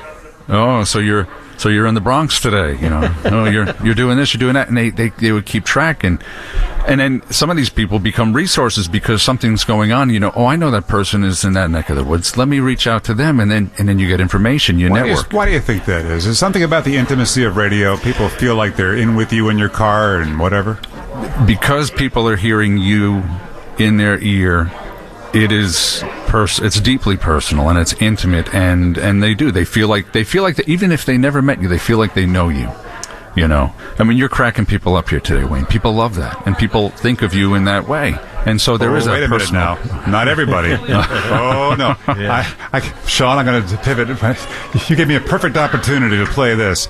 This is the guy. I played it earlier today, but this is when we used to have a call-in number. You could leave a voice message about whatever you liked about the radio station, and people never called when they liked something. They only called when they had an issue, and well, somebody had a big issue with me. Next message. This is a former listener in Manhattan. We are so sick of Wayne Cabot. Every other ad, Wayne Cabot. He must have an in with somebody at the top of CBS, but you're losing listeners because we're so goddamn sick of it. Wayne Cabot. Enough already. End of message. Well, listen, you're such the mainstay of this radio station. You're the longest tenured anchorman on. Well, that shook me. I got to tell you. Yeah. I'm like, what? Oh my God, because you want everyone to love you. Right. That's why we get into this. You need or want or whatever, and then to get that message, and to get the wait. And so it bothered me for a minute, and then I started laughing because it's hilarious. It is hilarious. And then I decided to come on the air with Steve Scott. And do this. Make it 40 degrees in Midtown now. Craig Allen says a few snow showers, maybe a coating of an inch or two overnight. His 5-day forecast in 3 minutes. At 880 on your AM dial and live on your computer at WCBS880.com. When you need to know, we've got you covered. Good evening, I'm Steve Scott. And I'm Wayne Cabot. Wayne Cabot. Enough already. One man's opinion. Good to have you here. Coming up on WCBS. I think that's your legacy. What can I do to make this worse? Yeah, but the thing is, the guy got his wish. Yeah. He got his wish. You win. You're such an icon, though, for this radio station. Are you going to sign us off on Sunday night? As a matter of fact, I am. So it's not enough already. You're going to have one more dose of me at sometime, I guess, about a quarter before midnight, Sunday into Monday. I can't tell you. I'm probably going to cry just now thinking about it. But I've been entrusted, which is their mistake. I've been entrusted as the guy who's going to sign the radio station off, who's going to wrap it up after 100 years. 100 years. Right. Since 1924. And then at midnight, we wrap things up Sunday into Monday, and I'll be the guy giving out the last legal ID, and I'm going to have to record it because I know I can't get through it. But I got a couple of things I want to say, Paul. Mm-hmm. You'll be happy to know that no one's going to hear it because it's going to be the middle of the night. So you won't have to hear it. But I got a text from Wayne. He has something to say. I got something to say, and I'm going to say it. I'll be seeing the next week. Speaking of something to say, Paul. Yeah. I got a note here from a guy named Nat Rosen. Right. Who said, and I'm quoting here, I often wondered how you even got away with some of the things you said, but each time that you'd show up on the air the next day. So I guess the bosses, quote, and sponsors could find it in their hearts to forgive you when you said things. And then he gives me specifics. After a commercial for the bacon-wrapped double bacon burger, you said, McDonald's is just giving out heart attacks. Following a story about recreational marijuana, you said, I held that hit in for the entire length of the story. And I also said, doing a little history thing, on this date in 1902, Levi Strauss died. He had no children, leaving no one to pass his genes to. And I've learned That's over a the dad years. joke. I've learned over the years if somebody said there was something outrageous I heard on the radio, I said, that was Cabot. I would say that's the way anyone working with Wayne should learn that phrase first. Yeah, and you know what else people loved? The music, because we all connect on music. Yeah. I mean, Bridget, you had Jimmy Fink on yesterday. Can you Bridget, get on the mic for a second here, because one of our radio heroes was on with Bridget Quinn. We always wanted to be rock and roll disc jockeys, never quite made it to FM, except for a joke. The rest of us have been on AM radio, and you had a chance to talk to our hero from WPLJ and now the Peak, Jimmy Fink, and we love Jimmy. We love Jimmy, and he said that they kind of gave him the keys to the radio station and said, do freeform radio. And I said, Jimmy, you're the one. Like, whoever hears that anymore in radio. But something you you always did so well was incorporating music into those 88, quote unquote, 88 seconds of sound. I mean, those are masterpieces, Wayne. And, you know, yeah, what can I say? And you two, you know, you've been playing the clips of the great anchor teams. You're the great anchor team. Listening to you driving in, the hour and a half drive would go by like that. Never knew what you were going to say. Always knew I'd get the news I needed to know to prep. But the way you just back and forth, it's seamless. And you hit all your time marks too. I mean, today not maybe, but that's fine. Today was the miracle. Yes. Yeah, today didn't matter. But no, but really, you guys are among the great teams here. Thank you, Bridget. We learned this listening to you and Jim and you and Jeff. We've listened, you know, that we learned listening from you guys and all of our radio predecessors in this chair, right? You are fantastic. We got to co-anchor together a few times when Jerry Garcia died. Yes, and do you remember the time we killed off Eddie Vedder by mistake? Yeah. I shouldn't laugh. We were trying to be, we thought we were so young and so hip and knowledgeable about music, and that was when grunge was just hitting it, or at least we were just paying attention to it. And the one cryptic line came across the AP, and it said, "The lead singer of Nirvana is dead." Right. And I turned to you, I said, this is off the air. I said, is that Eddie Vedder? And you said, maybe, I think so. Probably, yeah, so that sounds good. Confidently declared that Eddie Vedder was dead. He was not, still is not. And by the way, we didn't have Google then in our defense. We didn't have Google, but what amazed me was the phones lit up at 5 o'clock in the morning. Our listeners knew. Our listeners knew, and our listeners always knew. Oh, they always know more than we do, you know. And one of the things that was very nice to hear is that you and I wouldn't varnish over what was the term, the rare mistakes someone said, and we would talk about, oh, sorry, what is this? Somebody said they remember saying frequently, what does this button do? And yeah, that's what it's like in here. Well, Chris Quimby, who just walked in here. Chris, can you come on the mic? And Rob, we got to get you too. Yeah. Speaking of mistakes, no, I don't know. Hold on, I didn't say that right. If we made a mistake, I remember Chris Quimby. You were our manager a few years back, and wow, it's so good to see you, and you haven't aged a day somehow. Oh, my gosh, thank you. But you know that you encouraged us to go with those random moments. You said that the mistakes make you sound human, just don't do them too often. I've always felt on that point for a news anchor is you can make a mistake, it's how you recover from it that matters. Now, but once again, you make them too often, not a good thing. You were so supportive. All you guys have been so supportive, and women too. In fact, you were the only woman to be. You were. How many women ran news stations in the United States of America? Wow, not many. There were some before me. There were some before me. Carol Brashears out in Los Angeles. Okay. Was a news director. I don't know if she was a program director. I'm sure some since. Yeah, there weren't that many, but you know, I just never thought of that. Well, we never thought of it that way either, because you immediately took command and had respect, and it wasn't a matter of, they need to hire a woman or any kind of, you hear the talk today, the chatter going on, and it's repulsive in my opinion. But that was never a thought. You were always accepted.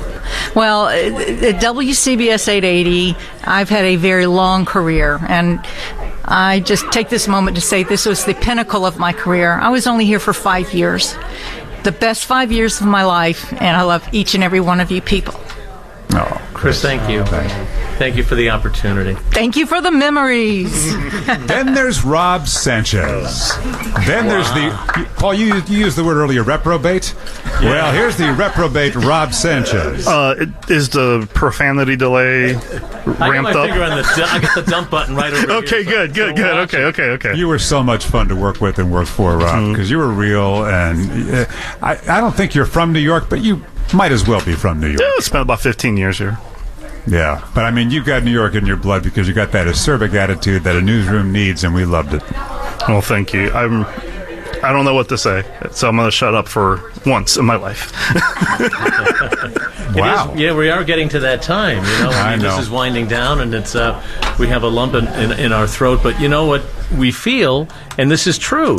We feel such gratitude to have been a part of this place, and such respect for its tradition and for the listeners, and to ask someone to spend time with a radio station, or is to be a reporter and say, can I talk to you about a story? I mean, that's remarkable that people would give their time in 2024. And I think that feeds into the feeling of gratitude, which is the overwhelming emotion that I have sitting here right now, I have to say. Gratitude. Absolutely. It is such a privilege and a pleasure, and literally a pleasure. I mean, can I be honest with you? When that alarm goes off at 2, 3 o'clock in the morning, it's not fun. It's never fun. Driving in here this morning when I had a nail through my tire and had to put air in my tire at 2 in the morning, that's not fun. When we get in here, it's great. I had a car go by me on the West Side Highway going about 100 miles an hour, almost clipped my bumper, and I thought, well, I won't have to put up with that anymore unless some lucrative radio gig comes through. I'm just saying. All right. Wow. Okay. I know we're getting near the end here. Although, we're going to repeat this, and we've got some special programming that Dave Plotkin at WINS has put together because he's like a lot of people at WINS, they love WCBS. So you're abandoning your plan to lock the studio door and keep going. That's still a possibility, Paul, although that was only going to be if Bridget brought in that bottle, which she didn't. So it's kind of dry in here. Foiled again. Yeah. But Dave Plotkin put together a 2-hour retrospective of CBS going back to when we signed on in 1924. We have audio, at least one audio clip from the 1920s in this wonderfully assembled WCBS, the station that became WCBS Retrospective. Saturday morning at 8 o'clock, I understand, is the first airing for that. And I came in at 3:40 this morning, and Dave was still here. We recorded the tracks for that yesterday, and he came down at 3:40 in the morning. He said, it's all done. I said, have you been here since yesterday? He said yes, which shows you the dedication that people in this business have, and to this radio station in particular. Can we give a shout out now to some of the people behind the scenes right now who have been through this very traumatic experience in the last week of learning that their jobs were going away? Yeah. Some people like us have been at this for a while, and it's a softer landing because we were nearing retirement, and through our union SAG-AFTRA, we're going to be okay because of the very strong contract that they had. Its legacy. Okay, in one sense. I don't know. Well, right. Financially, it's going to be okay. Yeah. Not set, but okay. We've never not had jobs in 40-year radio careers. This is our first experience no, you had that unpleasant Philadelphia experience, but that didn't last long. Yeah. No, listen, I'm very aware that while we're having a party in here, it's tough for a lot of people out there. In the newsroom. Some of the younger people are so bright, they're going to be fine. And I mean that. They always hear that. You're going to be fine. No, really, you're going to be fine. You're bright. It's some of the mid-career people that are going to have to go out there and hump for a new job now in a very difficult market. If you see WCBS on a resume and you're in a news organization, it is the best investment you can make to bring in, because the people who are here are the best. So listen up right now as we tell you who is working behind the scenes right now at WCBS 880. This is tough because it's usually the last thing we do before we wrap up our shift. It's usually like, we're heading out the door. And literally in the certain way we are, aren't we, Wayne? And here are the desk assistants who are working right now. Sabrina Salovitz. Jamila Jello. Eve Risotto. Ashley Reed. Michael Hardal. Anthony Bosco. Isanya Gonzalez. Alma Bouvet. Jake Angelo. Maggie Leone. Carla Marilis. And we have the people that book the interviews you hear. We call them the bookers, and they work magic. Oliver Sampson. Heather Ron. We could only afford 2 of them. And here are our writers. Tanya Hansen. Chris Rausch. Martin Untroib. And our production director. Tom Fenn. Bill Tynan, our creative services director. Oh, we have that one. Bill Tynan. He made sure he said his name. And our producers. Lauren Kala-Rausch. Rivka Oppenheim. Lou Zambrana. Lisa T. Cherkovich.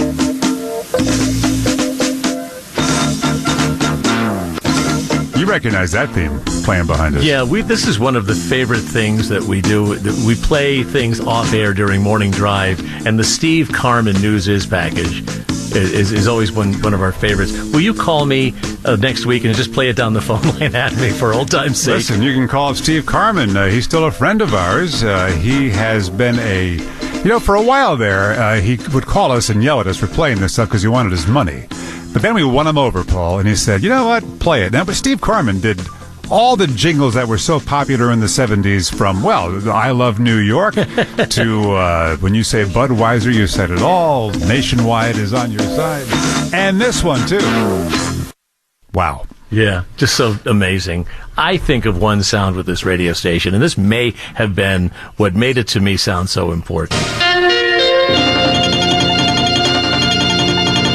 sat up, you paid attention, because when you heard that, you knew this is the news, this is something you need to know, and that was such a defining sound, and I'm so glad it's playing in my headphones now, and I had a chance in my years here to talk over that wonderful production. Paul Murnane has been an experience working with you. Thank you. How kind. A wonderful experience working with you. I feel the same. And lose my address. I am blocking you now on social media and blocking you on my cell phone. I think that speaks to the fun we have had. It's kind of a bro culture that goes on in these studios, and the last couple of years that I have had in this business, as I said earlier, as the resources, frankly, have been shrinking, as it has been kind of seemingly harder to do what we do, I felt more comfortable. I have felt more confident. And also that is not just because of the reality of the business, Wayne. It's because I've had a chance to work with you in this anchor chair now for 8 years. Thank you. Thank you, Paul. And can we just get a little out there from all the people who are assembled and holding up their phones? Yeah. A little round of applause for all of us. Doesn't that tell you?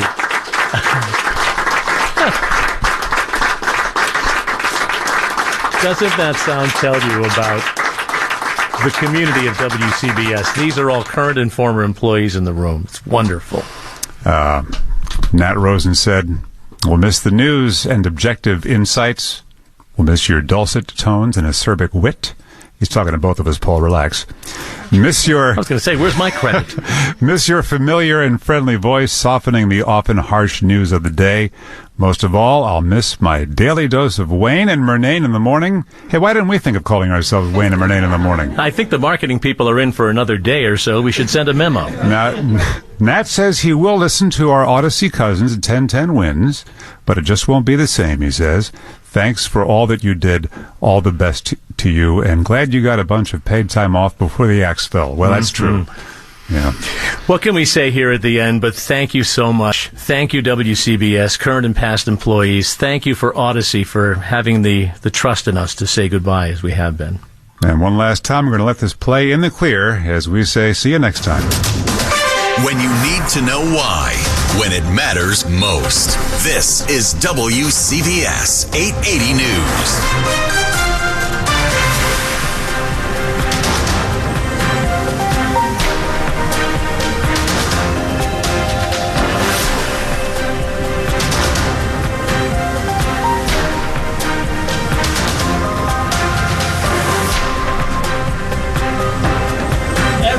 Okay, everybody, on three, we're going to give the legal ID. 1, 2, 3. WCBS New York. I love it. I love it that we're doing different versions of it. Fantastic.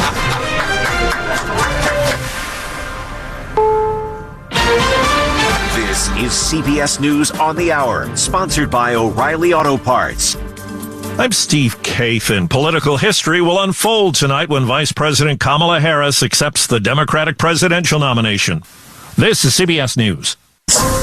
Everything you need to know every time you listen. This is WCBS 880 News.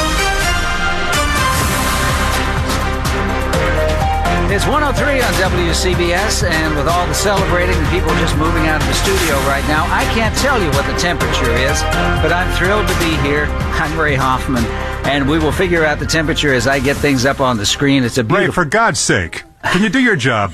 It's 74. Okay, I knew somebody would know. 74 degrees in Manhattan. This is a fun and bittersweet day here at WCBS as we're celebrating the 57-year life of this great format. The party continues out beyond the door that just closed behind Wayne Cabot. And in turn, we celebrate great journalists like Ben Farnsworth. The legacy of the radio station is that it changed the course of news, I believe, in many, many ways. It brought serious news stories with just a hint of fresh air, for lack of a better word. It changed the way people thought about news, I think. I think it was very instrumental in doing that. Fresh air, I like that. Our tribute to WCBS will rerun all weekend and probably in perpetuity on YouTube. Not to be missed if you love this station, as I certainly do. WCBS News Time 104.